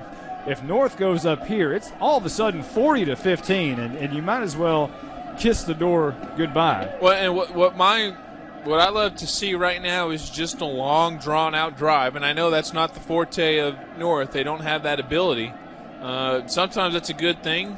Most times it's not a bad thing. I think they have the ability, but they have such a weapon of being able to score quickly. Well, that's what I'm saying. And you're never going to tell, okay, just get the first down and fall down. You don't want to do that. But at the same time, you'd love just to chase Barrett 5 yards, chase Barrett 4 yards, chase Barrett 3. Just chug down the field at a slow and steady pace, keep that clock running, and basically just drain the life force out of the Lake Dallas defense, which in turn drains the life force out of the Lake Dallas team. If Chase Barrett gets 3 yards, 4 yards, 5 yards, that's new to Chase Barrett because this year averaging 8 yards a carry. And the ball is going to be in the air, kicked off by Lake Dallas's Michael Murray. Going to roll out of bounds at the 12-yard line, so we'll kick this one over. Kenny McGowan was back to return that kick there. Normally Brandon Dunn back there, but McGowan stands back with Chase Barrett. Well, now 9 penalties on the night for Lake Dallas, and we haven't even begun the third quarter clock ticking off. Only 42 yards, but again, they had a couple of half the distance to the goal line penalties. I say Brandon Dunn has been back there, but to be honest with you, we haven't seen the kick return team a whole lot from McKinney North. Well, this will only be the third time. All year. Yeah. This is probably the aspect of special teams they want to work on most in practice because they get the least of it in the games. North had given up 57 points all year coming into this game. Now, obviously, that's 72 with the 15 points at half by Lake Dallas. And they have the potential to put on more as long as their quarterback, Chase Bain, keeps it going. Murray, a terrible kick. Murray now, I believe that. I thought that was going to be intentional. It was a very high kick, looked like a punt almost, and that one goes out of bounds. Well, and it went out at the 40, meaning that was only a 25-yard kickoff. And when you consider that they kick it off from the 40 and at least usually get down to the 10, I know they're trying to pooch here, but Jiminy, that's a short kick. Well, we have had 2 kicks now in the opening of this second half. No time has run off the clock. We've been on the air for about 5 minutes here, and nothing has happened. So, penalty number 10 for 47 yards. Back this one up to the 30-yard line. Oh, it just gets better and better for this field position. I've seen we had one game. It might have been Lake Dallas 2 years ago where we saw a kick, one that was back to the 15-yard line. Wow. And we saw another one in the same game that was up to the 30 and the other side of the field. It was just crazy. Well, you don't see that very often. And if we keep going here, Well, we're going to need to get it back to the 15. 3 more penalties.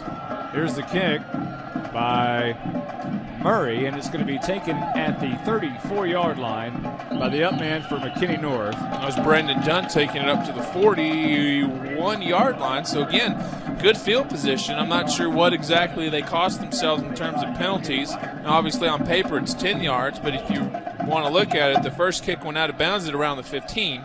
So you're looking at a pretty big swing in field position, and that's one thing you don't want to give up to McKinney North. You want to make it as long as possible, because you give them a short field, they'll make you pay more times than they won't. Well, here come the McKinney North Bulldogs out on offense. Brandon Dunn in the slot. Chase Barrett will stand behind Eric Herbel. Jeff Olson, the tight end. Houston Beasley up front at that right tackle position. Has played a tremendous game all night long. Brandon Dunn goes in motion. They hand off to him coming near side, and he's trapped behind the line of scrimmage. Phillip Mitchell makes the stop behind the line for a big loss by McKinney North, and that's not really how you want to open up the second half. Well, he did the same thing I talked about earlier in the first half that Fruit Cole did. He saw the pressure and ran backwards when there's zero chance of you being able to escape the defensive hold there, and in turn, instead of losing, say, 4 yards, he's lost 8. Big loss there. 2nd and 18, 11:27 left to go. Third quarter just underway in the second half. And that's not to take it away what the Lake Dallas defense did. They played it very well, but Brandon Dunn helped make that deficit bigger. Herbel, handoff Barrett. No, he fakes it. He throws it out to David Douglas. Spins, makes one guy miss, and he's down at the 44-yard line. A nice move there by Douglas. I said he missed it. He made a guy miss, but it was actually a great job by the cornerback out there, Daniel Megan, to stay at home and make the stop on David Douglas, or that could have been a big gainer. It'll bring up 3rd down and 6. Well, you like getting 12 yards in a 2nd and 18 to set up a very manageable 3rd and 6. But now if you want to look at the stat sheets, David Douglas 8 yards shy of 100. Mooney's already eclipsed that total. Herbel, shotgun. Barrett stands right behind him, shadows to the left. He's going to fake it to him, throw it to Douglas, who makes a move at the 50-yard line after the catch. And a first down for North right at the sticks. Move it along. Colby McQuillan coming up making the stop for Lake Dallas. Gain of 8 puts him squarely over, or squarely at 100 rather. David Douglas has had 100 yards in every game this season for McKinney North. That's impressive. That's impressive at the pro level too. I mean, I've said that once before tonight. Handoff Barrett, left tackle. 4 yards inside the 45 to the 43-yard line. I'll actually mark him at the 44. About a 3-yard gain for Barrett there.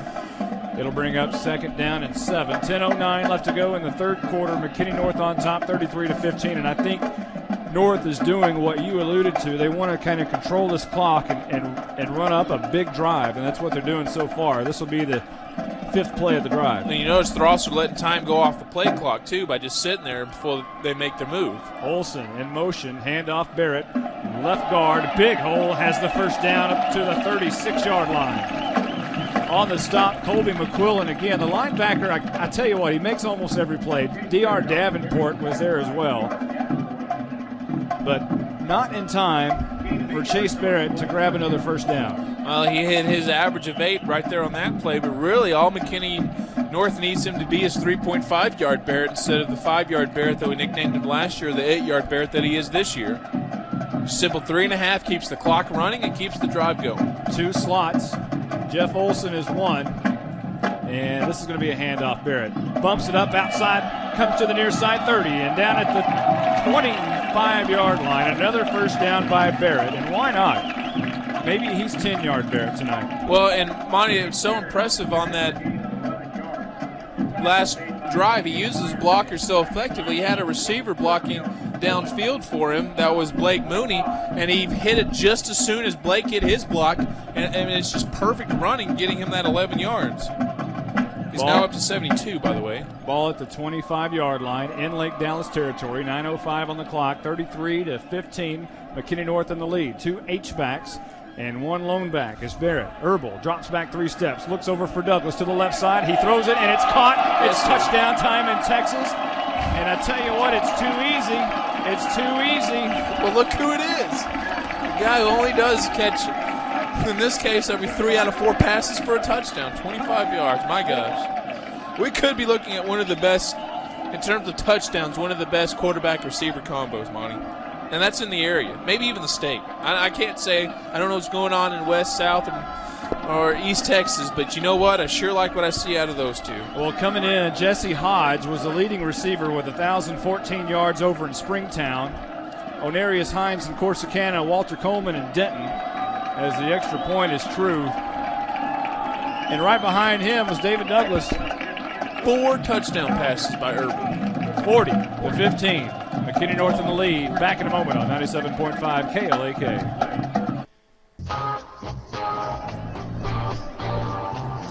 You know, it's spooky how fast McKinney North can score. As Brandon rolls his eyes with that one, I thought it was pretty good. Well, that's like the 5th, 6th time you've incorporated the bumper song into some cheesy return. You know what? Keep it coming, though. Keep it coming. You like that, huh? I do. 7 plays, 59 yards for McKinney North. 3 minutes and 9 seconds eaten up off the third quarter clock. It was a 25-yard touchdown from Herbal to Douglas, and we've said that quite a bit this year. Here is a kickoff by Stephen Meyer, going to be taken by Thurman at the 8-yard line, makes his way across the 15 and down at the 22-yard line, and that's about where they have gone all night long on that kick return. Well, actually, give them a little bit 5 yards extra, but yeah, you're right. They've never gotten across the 30 on a kick return. Oh, I'm sorry, 27-yard line. I had my markers mixed up there. Oh, it's easy to do. I mean, you look at how many markers we're actually looking at. It's easy to get them across. But again, I mean, the special teams and the offense have played almost perfect, minus 1 missed PAT and 1 missed 2-point conversion. And if you win 2 of the 3 battles, you have a good chance of winning the game. 4 receivers to the near side. Chase Bain, I believe, has the ball. You can't tell because Rashad Robinson was right there to eat him right up, right at the line of scrimmage. No gain. I think Colton Floyd also in on the tackle. Yeah, there he is. He's the one who initially met Chase Bain straight up and said, "Not in my house." Colt, 45. I mean, it's a weird play, Monty. It's almost like they're running a straight quarterback sneak, but they don't need small yardage. It's an odd play to me. Corners are tight. Justin Hill gets the swing pass in the backfield, makes his way up to the 30, crosses to the 32-yard line and down. Colton Floyd makes the stop once again. Talking some noise over there to the offensive lineman Ryan Barham as Barham goes back to the huddle for Lake Dallas. No huddle now for Lake Dallas. Monty, would you believe that Justin Hill's got more receiving yards than rushing yards, but if you want to total them all together, it's at 11? No, I wouldn't believe that.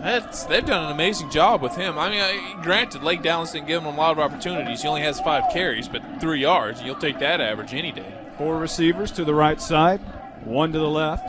Moving right to left is Lake Dallas. Bain wants to keep it on the quarterback keeper to the right side. He has the 30. Stringing along is Michael Scott, makes the stop shy of the first down marker. And Scott, what a great play that is. Horse-collared him down right at the 35-yard line. Bain needed the 36 for the first. Well, and he came the yards short, but still rushing now. I mean, and they're going to go for it. 207 total yards. On 4th and 1 at their own 35-yard line. Needing to get back in the game. Bain's going to quarterback sneak it, and I don't think he had it initially. And maybe with the second effort, John Leidy is right down there. Guys, I think he's going to be short. I'm 100% so far this season. I'm putting that on the line here. That's a gutsy call by John. Here comes the change. They're going to have an official measurement. And all depends on where they spot it. Depends on when they blew the play, because if he got straight up first. Chris Williams is standing on the sidelines right even with the ball, and he's obviously pointing that it's not a first down, but he is a North player. Yeah, the defense staying on the field. I think the coaches realize that they've got it. Here comes the stretch. Maybe first down. Barely. So, John, your perfect record is gone. We'll check back with you. Well, guys, he was stood up at the initially, and he got a very good spot. That's what happened. Hey, John, you want to know the best way of keeping your 100% record going is to not say anything. Be indecisive all the time. I'm not like that. I like to take and go for it. He's out on the limb. First down and 10. crazy formation again. 4 receivers far right, all bunched together. Here's Bain. He's under pressure. Rashad Robinson just missed him.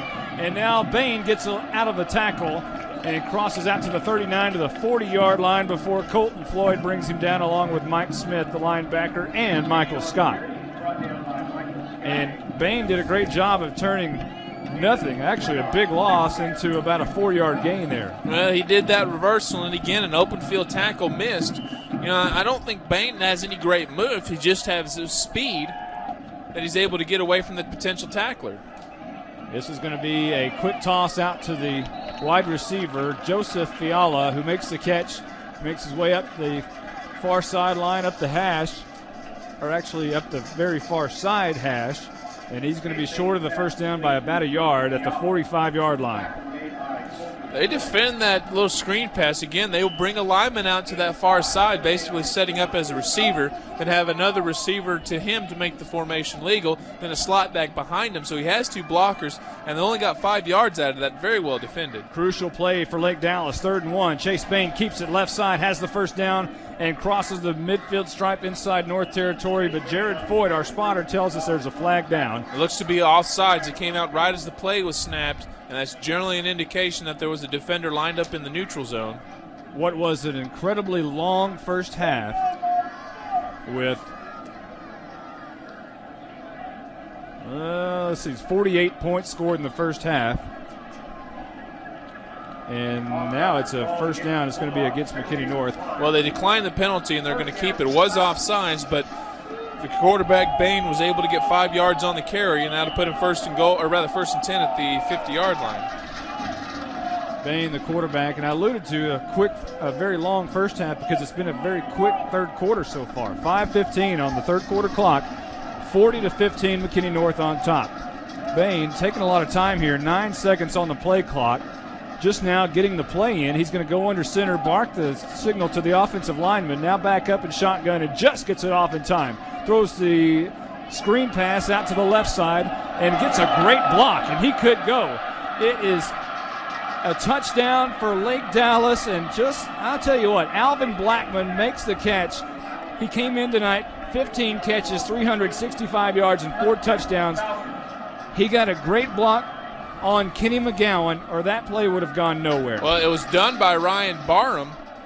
You know, again, they'll bring one of the linemen out, split out to the far side, have a slot, not a slot, rather, just a receiver to make the formation legal onto his outside shoulder, then a slot back. In this case, there wasn't a slot back. It was just Alvin Blackman. He takes back a swing pass on a misdirection play that was going to the far side. Therefore, the defense went to that far side. Blackman, wide open, had to get one man to beat him, and that was Barnum who makes the beautiful block, springs Blackman for the touchdown. Murray on the extra point is good. 4:49 left to go in the third quarter. McKinney North on top, 40-22. Back in a moment on 97.5 KLAK. 8 plays, 63-yard drive for Lake Dallas. I've got one for you. Alvin Blackman didn't Dracula his heels as he was going into the end zone on that one. You're better than that. I am. 49-yard touchdown from Bain, Chase Bain, the quarterback, to Alvin Blackman, as Brandon just mentioned. Here's the kick by Murray. Score now 40-22. Kenny McGowan touches the ball, and it rolls out of bounds. If he had let it go, it would be a flag against Lake Dallas. However, he touches it, and it rolls out of bounds. So now McKinney North is going to have the ball at the 1-yard line in their own territory. Well, at the very worst, it's a touchback if he doesn't touch it because it'll go into the end zone. One way or another, it's going to be better than at the 1-yard line. Wow, what a costly mistake. Well, it's like Rodney said, they keep him on the roster despite the fact he makes mistakes as he does stuff like block punts. Every once in a while he'll come up with a great play. Like I said, one that no one else can make except him. But he will make some mistakes. Well, that's what you got to try to figure out is the balance. Do the great plays outweigh the bad plays? Well, 1st and 10, 4:49 left to go in the third quarter. McKinney North on top, 40-22, pinned deep in their own territory at the 2. Handoff, Chase Barrett, met at the line of scrimmage and down right there. Might have even lost a yard to the 1-yard line. Michael Plumley makes the tackle for Lake Dallas. Well, they did have it 1st and goal, or rather, dang, I keep doing that. 1st and 10 at the 2. But Chase just lucky to escape the shadow of his own end zone. There were Falcon hands on him in the end zone. He's able to at least get out of there. And it could have been a little bit better, but, you'd rather lose a yard than get a safety. At this point, though, they can't lose another yard. They're at the 1-yard line at 2nd and 11. 2nd down and 11. 4:16 left to go in the third quarter. Herbal shotgun. He gets it. Handoff Barrett running left guard, and he's going to get some room out to the 5, or just shy of the 5-yard line. On the tackle for Lake Dallas is D.R. Davenport, the safety. Well, Lake Dallas coming on a blitz, and Chase Barrett beat the initial wave, and that allowed him to get past a couple of defenders. We got a North Bulldog down. And that may be Eric Herbal. Herbal is down at the 2-yard line. Herbal's up. He's fine. Oh, it is not Herbal. Let's check down with John Leidy. John may have something for us, as Jeff Olson, I believe, is the injured player. John? Yeah, guys, Jeff Olson just took a shot to the back there. Likely just a little bit of pain in that lower back there. Also, McKinney North did get pinned on there, and we'll see how this is going to go. All right, thanks, John. 3rd down and 7 with exactly 4 minutes to go in the third quarter. Well, and that's one thing Jeff Olson, he doesn't mind taking the shots because he'll dish out a few on his own. It's just tough to see him out on a crucial 3rd and 7. Aaron Matthews will come in to replace Olson for this play. As Mooney is to the near side, David Douglas far right.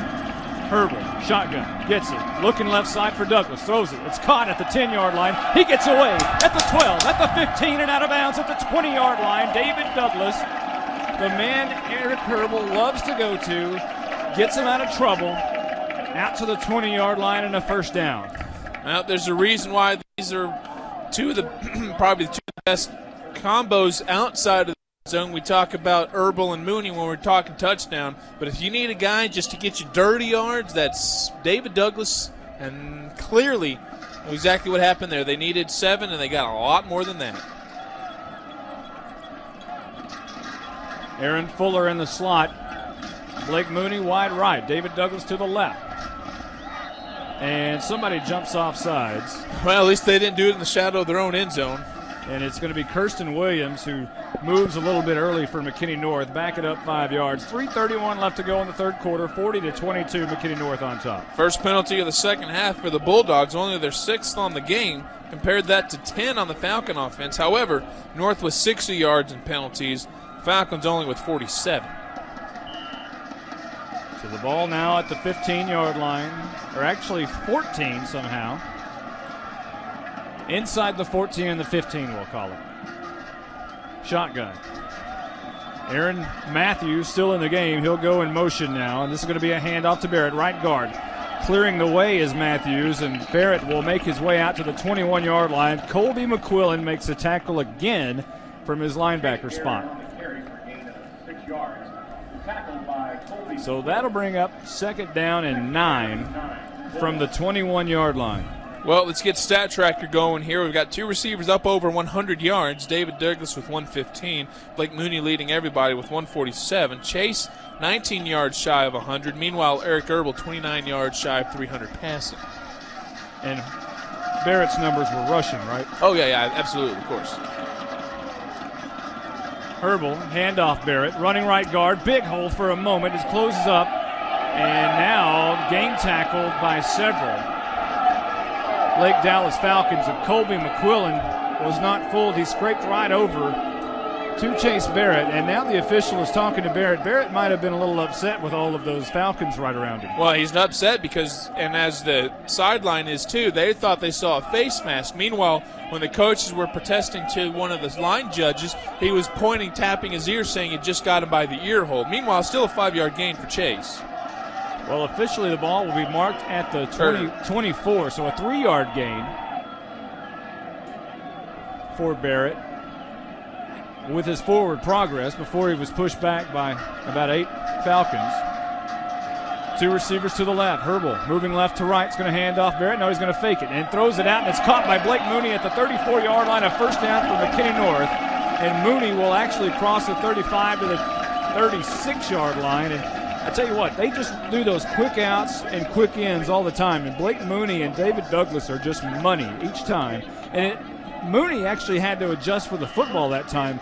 Usually Herbal is so accurate that they don't even have to move. They turn around and the ball's right there. Mooney actually had to make a little adjustment to his left and grab the ball. Well, that's how you know that your quarterback and your receiver are on the same page when you can run that out. That's not it, or that that quick turnaround. That's not an easy pattern to run, and it takes lots and lots and lots of practice. 12-yard gain from Herbal to Mooney sets up 1st and 10. Herbal pumps, throws right side down the field for Mooney, and he's just going to overshoot him at the 25-yard line. And you don't see that a whole lot. Well, they're going to get Chase Barrett with a hold.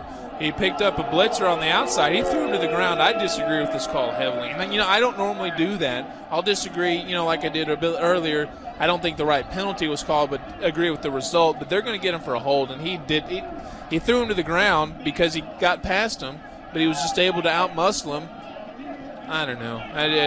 Yeah, we have our opinions, but we don't criticize the officials. Well, they do a good job most of the time, and you hear a lot of booing from the fans. That's more homerism than it is they think the ref did a bad job. But I'm not sure I would have credited Chase with the holding there. Well, the referee tonight, Steve Smith, the umpire, Lee Smith, the head linesman, Tommy Gilliam, the line judge, Gary Land, and the back judge, Justin Pierce, out of the Dallas chapter. On 1st down and 20, here come McKinney North from their own 26-yard line after the 10-yard penalty. 40-22, McKinney North in the lead over Lake Dallas, 2 undefeated teams. If the score would end now, McKinney North would be 8-0, Lake Dallas 7-1. Lake Dallas almost jumped off sides, and now they're going to blow the play dead, as I believe it's going to be a legal procedure on the offensive line. What they do, the center normally does is he'll snap the ball when he sees somebody jump. That's how they'll get the offsides call a lot, but in this situation, he didn't jump. So back it up a little bit more, and now all of a sudden it's getting a little bit sloppy. Oh, man, they've got a long way to go now. It'll be 1st and 25 from the 21, from their own 21. And I think this was their last line of scrimmage needed for a 1st down. And this drive really started. The only thing good about this drive, if it's taken 3 minutes and 50 seconds off the clock. Yeah. Because right now, that time's precious to a running offense. Herbal is going to fake the hand, throws it out to Mooney, who catches it once again at the 32 and down at the 33-yard line. Same play as a moment ago, and that is tremendously hard to defend. And I tell you what, the cornerback over there, David Stockard, actually the outside linebacker, and the cornerback, A.J. Byers, they just haven't been able to get up on Mooney and play him tight enough on that. No, and it's, again, a very much a timing pattern. And there's almost nothing you can do when it runs perfect, and that's what happened there. Eric Herbal now 4 yards shy of 300, but they needed 25 yards and 3 downs. They got 13 of it on one play. Herbal drops back, straight back, 3 steps, now moves up in the pocket, fires it across the middle, and David Douglas drops it. You don't see that very often. He had a 1st down all alone, coming across the middle of the field. Not really footsteps of any kind that would have distracted him from catching the football, but he just dropped it. It hit him right in the hands. Yeah, no excuse. I mean, as a receiver, I'll give a lot of leniency because there's, it's just sometimes things that look like sure catches aren't really. But that's a play he's got to make, and you give him 99 more times, he'll make that catch 99 times. 3rd down and 12 for McKinney North, moving left to right, 20 seconds left on the 3rd quarter clock. I think one of the worst things about the drop is it stops the clock. 2 receivers to the left, Mooney to the right side. Bad snap, Herbal digs it out. Looks over to Mooney to the near side. It's caught. 1st down, shy of midfield. Man, oh man, can they move the sticks. Oh, they look beautiful working together, don't they, Monty? By the way, that pass now puts him up over 300 yards passing. Beautifully executed. Oh, I wish we could do this McKinney North Frisco game next week. Well, me too. Just shy of midfield at the 49-yard line is McKinney North, moving left to right with 13 seconds left to go in the 3rd quarter, up 40-22. Douglas split wide left. Matthews goes in motion, and a bad snap, I believe. Well, it bounced off the guy going in motion. I'm not sure if he got in the way or if the snap was off angle, But it looked like Chase Barrett heads up enough to see the ball on the ground, just basically used all his speed to get there. You're right. It did go off of Matthews, who was in motion. That is the end of the third quarter. McKinney North on top, 40-22. Back in a moment on 97.5 KLAK.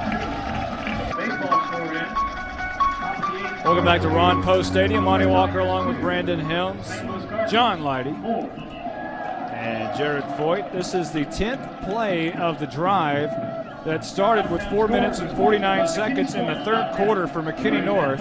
We are now moving on in to fourth quarter. Monty, if there was any question that this McKinney North team can control the ball when they needed to in a close game, I think this drive is really establishing that. Granted, they've been helped by a few penalties. Lake Dallas got off the ball rather slowly.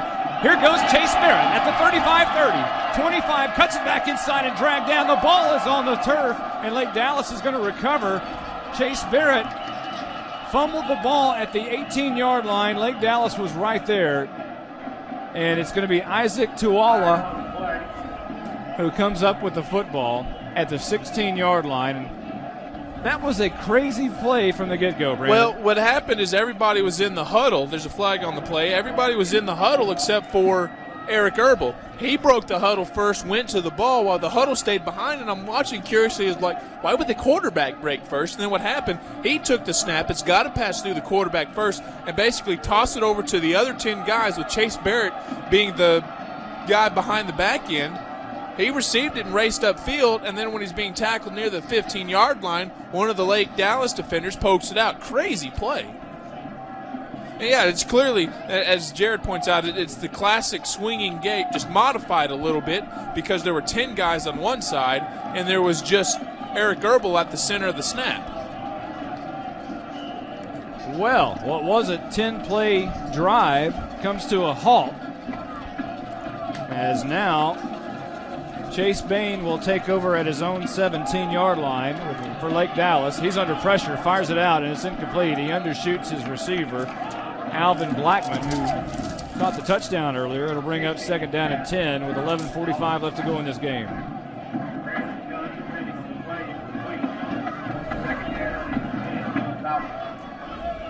I'm still baffled by that first play of the fourth quarter call. Well, it's a good call.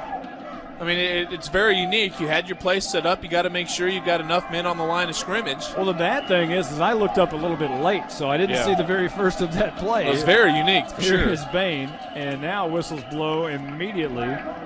The Badger, Brett Davis. Actually, no, that's Jeff Olson who's back in again. Got tangled up with one of the linemen, and the official is going to call false start against Lake Dallas. Back them up 5 yards, so it'll be second down and 15 now at the 12-yard line for Lake Dallas. Well, Lake Dallas now with 11 penalties, but they aren't. They're only averaging a little over 5 yards a penalty. I mean, they haven't been hurt too bad by it in terms of yardage, but you know, getting these penalties don't hurt. Again, weird formation here, Monty. Here's Chase Bain, two receivers, or actually four receivers. He wants to throw. He comes back near side after being flushed out. Rolling out of the pocket, has a man wide open, and it's caught and dropped. It's dropped by Joseph Fiala at the 35-yard line. He was wide open, actually brought it in for a moment, and then kicked it off his knee. Well, sometimes, again, I'll defend a receiver being a former one, but sometimes the hardest one to catch is the over-the-shoulder because you lose your orientation a bit making the transition from looking backside to front side. That said, that was a designed play. They had the three linemen over here with Fiala standing behind them. Then they rushed to the opposite side to get pursuit going. That's how they scored that touchdown earlier. Then Fiala was just running down. His coverage was going that way, and the quarterback saw him. Fiala just dropped it. Would that have been 6? Yes. Oh, no question. Bain under pressure, having to scramble now, and Jeff Olson and others fight for the football. They're going to say Bain was down. Mike Smith was right there to make the stop, along with Ruben Gonzalez. A gain of minimum of 2 yards, or maybe 2 yards on the gain there. It'll bring it out in between the 11 and the 12, but you know what? It's punt time for Lake Dallas here. They're actually going to give him a 1 yard loss there. I thought he got enough to get over the line of scrimmage, but no. Fourth down and a truckload here. 21. Brandon Dunn will stand just shy of midfield at the Lake Dallas 47-yard line. Monty, like I said, one reason why I'm not too terribly worried about what the offense for Lake Dallas can do here in the half, because they're very one-dimensional, and I thought that McKinney defense, the North defense, would be able to bear down on it. Chase Bain, only 15 yards here in the second half rushing. Michael Murray punts out of his own end zone, a high spiraling kick. David Douglas retreats back a couple of yards, takes it at his own 47, coming near side, up the sideline and out of bounds at the 41-yard line, and a late hit, as you can tell by the McKinney North crowd. The whistles and flags fly at the 40-yard line, and it was actually Gavin Carr. Or 36. You saw someone else. Yeah, it was Michael Plumley who came from the backside who pushed him after he stepped out of bounds, and there were a couple of McKinney North Bulldogs on the sideline almost taunting him, saying, hey, thanks for doing that. Now we're in a little better position. And now McKinney North will take over here. Fourth quarter time. 40-22, North in the lead. 10:34 on the clock. Scores to pass along in District 9 4A. Frisco Centennial over Little Elm 31-26. Frisco over McKinney Boyd 36-3, and McKinney and the Colony all knotted up at 14. We also have Highland Park over Forney 28-10. That looks like a pretty good game, and that's a common opponent with McKinney North is Forney. Denton Ryan over Denison 28-14, last score we had there. Two receivers to the right, one to the left. Herbal in shotgun formation. Chase Barrett stands right behind him. He's going to hand off to him, and he has right guard about 5 yards of being pushed back. And again, Philip Mitchell on the tackle for Lake Dallas, but not after a gain of about 5 up to the 21-yard line. Monty, this is the last penalty on the special teams play on the punt return. Illustrate the difference between good teams and great teams. When the chips are down, the good teams sometimes will self-implode, and that's what Lake Dallas is doing. When the chips are down to a great team, they find a way to overcome. And right now, Lake Dallas is not overcoming. They're playing one of their worst performances in a game have come in the last 5 minutes. Under 10 minutes here on the fourth quarter clock, 40-22. McKinney North in the lead. We'll check down with John Leidy after this play. Two receivers to the right. Herbal. Handoff Barrett. Trying to find that far corner. Cuts it up. And he is going to slide his way down to the 16-yard line, close to a first down. Jonathan Leidy's down on the sidelines. This has to be a really happy McKinney North Bulldog team right now. Yeah, the McKinney Bulldogs are just they're really inflated right now, and the coaches are kind of getting hot because there's actually some calls that are being called that are questionable. So I'm not going to go into getting into that. I'll just send it back up to y'all. All right, thanks, John. We have a final from the Colony, and McKinney loses 20-17. The Colony scored a touchdown as time ran out, as we understand it. 3rd down and 2 for McKinney North here, and handoff. Chase Barrett, right tackle. I don't know if he got that one. He's going to come up a little bit short at the 21-yard line. And that'll bring up a 4th down for McKinney North. 4th and a yard. And this is a good time to test out your kicker, but I think they're going to go for it. Yeah, it'd take more time off the clock.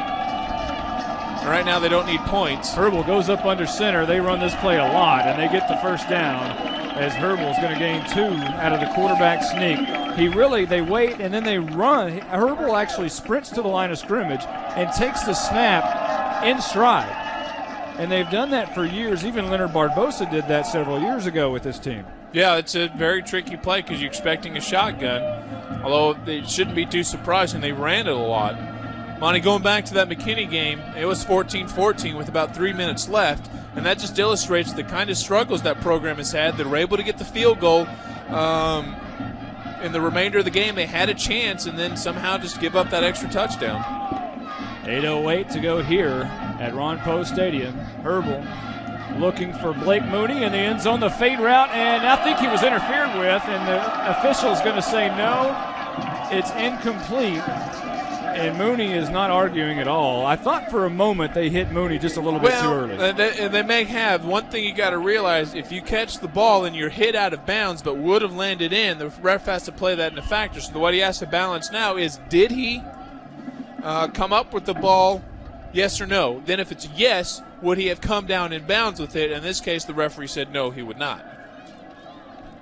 Well, he will stand split out wide right once again. He being Blake Mooney. David Douglas near side. Aaron Fuller in the shot. Jeff Olson, the tight end.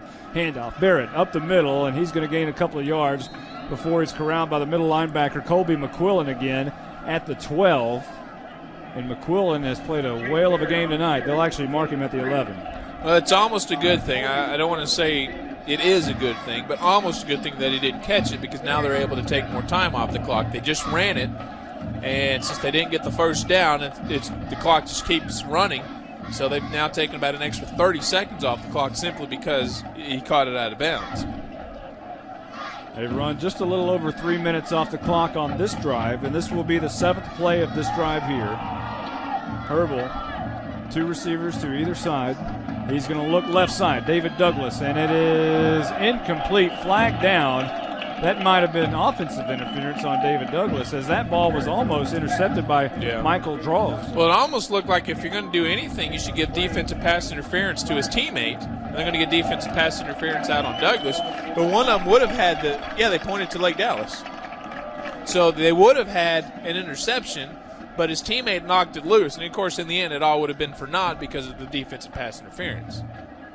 Well, now the referees are talking about making sure, but the head official did point to Lake Dallas, and the offense is moving up. So it is against Lake Dallas. They'll move the ball inside the 5 to the 4-yard line. Apologies to David Douglas, saying it might be interference on him, but it obviously was against Lake Dallas. They'll move the ball inside the 4-yard line. A 7-yard penalty, that's odd. Douglas split out wide left. Mooney wide right. Everybody else tight. Now Olsen goes in motion. Handoff Barrett. Running left tackle. Big hole. Cuts it up inside, and it's touchdown time in Texas. With 7:07 left to go in this football game, McKinney North just hammered that first nail in the coffin. At first? I think there's lots of nails in the Lake Dallas coffin at this moment. They've put up a valiant fight to this year, but at this point there's no doubt who the better team in the district is between these two. There's one less to find out, but North won the district matchup last year. They've gotten better this year, so Lake Dallas would have had to get exponentially better. They're good, but they're not better. Meyer on for the extra point, and it's good. 46-22. Back in a moment on 97.5 KLAK.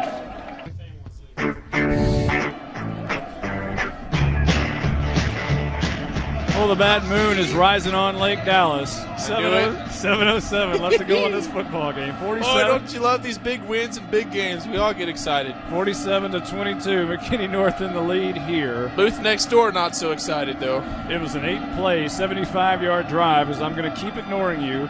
4-yard touchdown by Chase Barrett.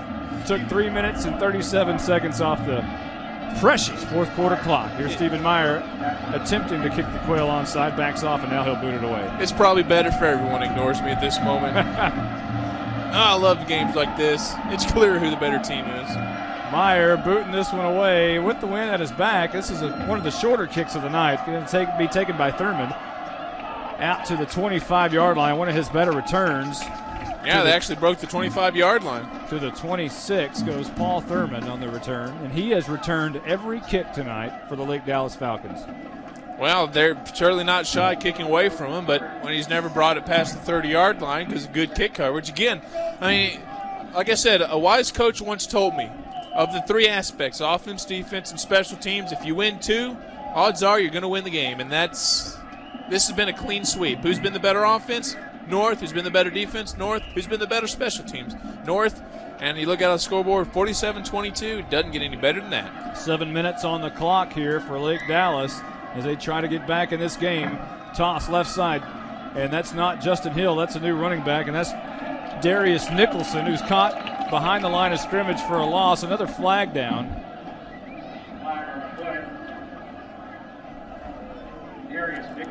Brett Davis, the Badger, on the stop for McKinney North. Monty, with the lack of action by Justin Hill, that probably plays a big factor in what this team was able to do and why they were so one-dimensional. Like I said, a one-dimensional team against North is not going to have a lot of success because the defense is just too good for that. Well, let's keep in mind We did get word that Justin Hill had a little touch of the flu this week and weren't for sure if he was going to even play tonight. Obviously, they limited his carries. They tried to do it with Chase Bain and Chase Bain only, but you can't be one-dimensional, as you said. Bain goes under center. It was 1st down and 5. Another flag down at the line of scrimmage. And Nicholson gets the carry here, and he's down immediately right at the line of scrimmage. And it'll be false start against Lake Dallas. So back it up to where they did have 5 yards on the face mask, and now back it up to the original. So it'll be... Well, Darius Nicholson, 2 carries, but not an official carry yet because of penalties. Officially, he hasn't even been on the field. Yeah, I played when I was in high school. No, you didn't. Oh, no, honestly, I did. I was just like a lineman. I didn't get any stats. But, I think by showing that Nicholson's in there and giving him the first 2 carries on the drive, the first 2 unofficial carries on the drive, that Lake Dallas realizes this one's pretty much in hand. Well, people in Lake Dallas realize that Darius Nicholson has played this year. 37 carries, 188 yards. That's an average of 5 yards a carry and a touchdown. Not bad. Especially for your backup to a pretty good running back in his own right. Chase Bain changing the call here. 3 on the play clock. Gets it off to Nicholson on the toss to the left side, and he's going to be down after about a 1 or 2 yard gain. It'll be 2nd down and 9. After the 1 yard gain, they'll call it.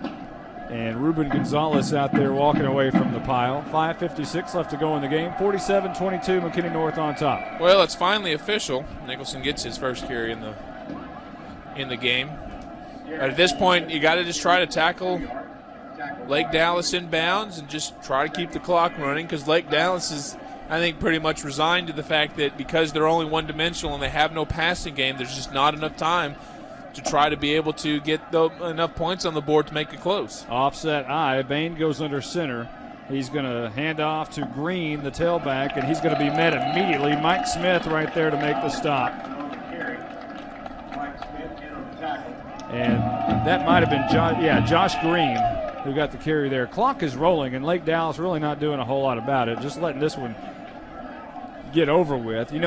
They have secured a playoff spot. Oh, yeah. Lake Dallas is in the playoffs. There's no need to come out here and have Justin Hill turn his ankle, things like that. So I think it's very smart inside 5 minutes just to let this one go. And at the same time, you don't want Chase Bain doing the same thing by getting a lot of carries, so he's not going to rush a lot. As I say that, they throw the ball down the field, and now a flag down. It was tight coverage by Michael Scott, who might have interfered with the wide receiver Alvin Blackman. He was playing, I think, it's like Michael Scott had a hand inside his old hip pad. Yeah, and you could see it. Alvin was jerking downfield, but the thing is Alvin's a quick guy. As we saw on his touchdown, he was able just to run past it. And it's a good call. Brandon Dunn doesn't agree with it, but if you don't interfere with him, Blackman's able just to run down the sideline, and that's not an uncatchable ball. Not to say he would catch it, we don't know, but bottom line is, if there is even a slightest bit of question in the official's mind as to whether he would have been able to catch it or not, they're usually going to side on the side of the receiver. They don't want to make the judgment in the other way, because if you don't interfere with him and he doesn't catch it, then he doesn't catch it. But if you interfere with him and he could have had a chance, that's what the interference is. You rob him of that chance to catch the ball. That'll be a 1st down for Lake Dallas. Moves the ball out to their own 43-yard line. Under pressure, Bain throws it as he's hit, and it might be interference again.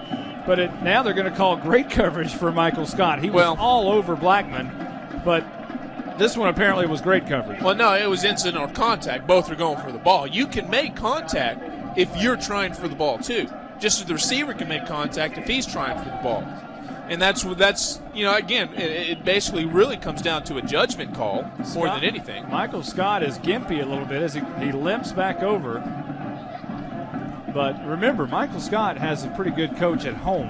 His dad, Michael Scott, was a professional cornerback. Yeah. 2nd down and 10 for Lake Dallas. Bain goes under center. A new receiver for Scott to deal with, but they're going to toss right side. Nicholson gets the carry. He's met by Millard Sims, who makes the stop.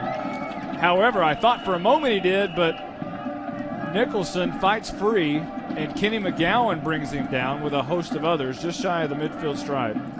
And getting off the pile is Brett Davis and Rashad Robinson along with Kenny McGowan. Well, a nice little gain of 7 for Nicholson. He made some Bulldogs missed and did a nice job out there. And now Michael Scott's gone out of the game at his cornerback position, and it looks like 39 is in his place. It should be David Robinson. Kyle Dancy is 39. At least that's what's on the depth chart is Robinson. Offset eye, and now the fullback Green will move over to the other side to create another offset eye look. Mickleton gets the toss, and he falls down in the backfield at the 48-yard line. His feet just slid out from under him. Well, it's not the first time we've seen that tonight. Chase Barrett did that earlier in the game, too, when he was about to make a cut. It's tough on a third down, though, because now he loses 2 yards, and instead of getting a chance to go for the first down, it's going to be 4th and 5. Down on the sidelines is John Leidy, and John, probably a lot of happy Bulldogs talking right now. They're very happy down here. The coaches are expressing one point of view, and that is one of these two 7-0 teams is going to lose here tonight and get their first loss, and they're also going to put a little anger. So they're telling them, watch out for the low blows, watch out, don't commit any foolish penalties. Well, the punt is away. Thank you, John. It's going to be killed dead by Lake Dallas's Gavin Carr. And it'll roll at the 31-yard line is where McKinney North will take over at their own 31. It'll be 1st and 10 with the 3:05 left to go in this game. Let's give Fruit Cole a chance, Monty. Why not? Well, he's got 2 carries for no yards, a gain of 4 and a loss of 4. Let's give him a chance. Chase already has his 100 yards, nothing for him to play for. Fruit's in the game. Let's just grind it out. Fruit Cole, 21 carries, 170 yards, and 3 touchdowns on the season. Last week, 9 carries, 105, and 2 of those touchdowns came last week. Herbal is going to hand off to Fruit, and Fruit has a big hole coming near side up to the 40, barrels over. Wow, he really put D.R. Davenport on his back as Fruit Cole punished the safety. Well, he's not as fast as Chase is.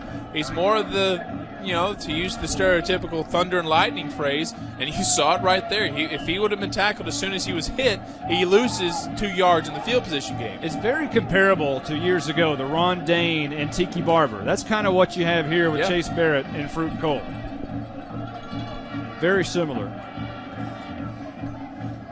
2 receivers to the right, 1 to the left. David Douglas is the wide receiver to the near side. Aaron Matthews in the slot. And they're going to hand off Fruit Cole. Escapes 1 defender. Cuts it back inside. Punishes a couple of others out to the 45-yard line. A first down for McKinney North. Chewing up this last part of this clock at 2:14 and rolling. Got the first down. Temporarily stops the clock. Once you get it going, let the play clock roll a little bit. You got 25 seconds. At least let it roll down to under 10. Some of these games that we broadcast, we think, man, it's only, so far in this game, we wish, it would hurry up and, let's get this game over at times, because if it's 63-7 like it was last week, it's just not a lot of fun. No. But. Well, and let's remember, it's not a lot of fun because it was Boyd, too. Yeah, we're under 2 minutes here, and I almost wish there were another 10 minutes to go. Fruit Cole gets the toss. Right side, another big run by Fruit, and another first down to the 42-yard line. We love blowouts in a situation like this where this was supposed to be a big game. This was supposed to be, one of the contenders for the district, and all of a sudden, you look up at the scoreboard and your team's leading by more than double over the other one in the supposed big game. We love blowouts like this. Absolutely, and I tell you what, I do. I wish there was another 10 minutes left to go in this game. I'm a little upset that it's almost over. Plus, my girlfriend's out of town. I got nothing to do tonight. Let's play some more football. First down and 10 for McKinney North, moving right to left, and handoff. Fruit Cole up the middle. He escapes a couple of more defenders, and another first down by Fruit Cole inside the 30 to the 27-yard line. I've got the strategy. Every time Fruit touches the ball, Lake Dallas is letting him get a first down so they can temporarily stop the clock to move the chains. That's what their strategy is. Oh, yeah. Just let them keep doing that. That's brilliant. Now, because then they have to score a touchdown. You've lost all whatever you gained. But, let's face it, Fruit's a good runner. He absolutely is. On a lot of teams, he would be a starter. Oh, there's no question. You look around the district. It would be tough with Justin Hill and Brogan Funderburg. Sure. But there's some other teams that he would be a tremendous. Both of the other McKinney schools. Likely. Obviously will be the starter here next year. Fruit Cole, left tackle, cuts it inside, finds another gaping hole. Somehow he finds these holes that I didn't think he would find. Well, we don't have a lot of tape to look at when we're trying to figure out just how good a runner Fruit Cole is, because he doesn't get a lot of options like this in terms of, I don't want to say crunch time, because obviously this isn't crunch time, but this is roll down the clock time, and this is where you need a good, solid, move-the-change runner. Speaking of rolling down the clock, that's what McKinney North's doing right here. Under 20 seconds. McKinney North is celebrating, as they should. They rolled over Lake Dallas and stay undefeated at 8-0 and 5-0 in district. And this team has not even been sniffed yet. No. That's what I say. Bring on Highland Park. I'm going to be cocky and say, I want Highland Park. Wow. Bring them on. I want revenge. Keep that talk away from Sean Pratt. But You know what? I say that partially in jest, but I seriously want to say I want to meet up with Highland Park. And I've said it for a little bit of while now. I want to see where this team is now versus where they were last year. And you know what? I like our chances. I'm not going to go out and say they'd win, but I like our chances. Well, we do know one thing. The Highland Park McKinney North matchup will take place. The location is yet to be determined. Texas Stadium, come on. It will not be Texas Stadium. Yeah, we know that for sure. It won't be in the first round. Because of Class 5A situations, many more teams in 5A are going to the playoffs now, which eliminates some of these stadiums, such as Texas Stadium. But from what I understand, Stanford Stadium in Carrollton. I like that. And Standridge, I don't know why. Standridge Stadium in Carrollton has been tossed around, as well as Kimbrough in Murphy. I don't like that one as much. I like the I like Kimbrough a lot. That's press facility wise, you'll love it. All right. Much more than Standridge. I should be open-minded before. Although, hey, Standridge has good food. Yeah, let's not forget that. The McKinney North Bulldogs win tonight, 47-22 over the once undefeated Lake Dallas Falcons. That is their first regular season loss since last year, since October 7th last year against Frisco, at Frisco, when they lost that one 46-38. Hey, Monty, they limited Chase Bain to only 14 rushing yards in the second half after giving up 202 in the first half. An all-around great game by McKinney North. They took their first challenge and they met it head-on, and they really rolled over the Lake Dallas Falcons tonight, 47-22. We're holding on here for John Leidy, who hopefully will talk to a couple of players, and we'll see if he can talk maybe to, I tell you what, I'd like to talk with Houston Beasley. His grandmother's listening in Nashville. Come on. Yeah, I like that choice. I'm not going to argue with you there. Houston Beasley. And how about, we have already talked to Colton Floyd. You know what? How about Blake? David Douglas, now the all-time leading receiver. That's a good choice. David Douglas, who's now the all-time leading receiver in McKinney North history. Let's try to pull those, as well as head coach Sean Pratt. And again, passing Colin Beto, who was an outstanding receiver here for several years, many years, the first years of this program, as David Douglas is 18 and Houston Beasley is 59. We're trying to give the numbers down there for John Leidy in case he doesn't have a roster down there, I know, so we'll try to touch base. John. He is well, and let's face it, right now, not that this is a bad thing, but sometimes after a big win like this, the huddle's just a little bit longer because you're just a little bit more excited than you normally would. You like to be around your friends when you win, right? Oh, no kidding. You know what? This is a pretty tight-knit group of kids. It's very tight. A lot of these seniors were playing when they were sophomores, and they took their lumps going 2-8. Yep. And now they're undefeated. And they're having a lot of fun out there. We're waiting for John Leidy to corral several of these players and looking for him on the sideline. John can pop on at any time now. Looks like he's rounding up Coach Pratt. Yeah, he's trying to get Coach Pratt there. Boy, you know what? And that's the bad thing about being John's position. When you coach Pratt after a win like this, everybody's your friend. Agree. He's got a long line, and I'm going to try to catch some players real quick and let him get through that long line. And the players come over to the near side for the school song.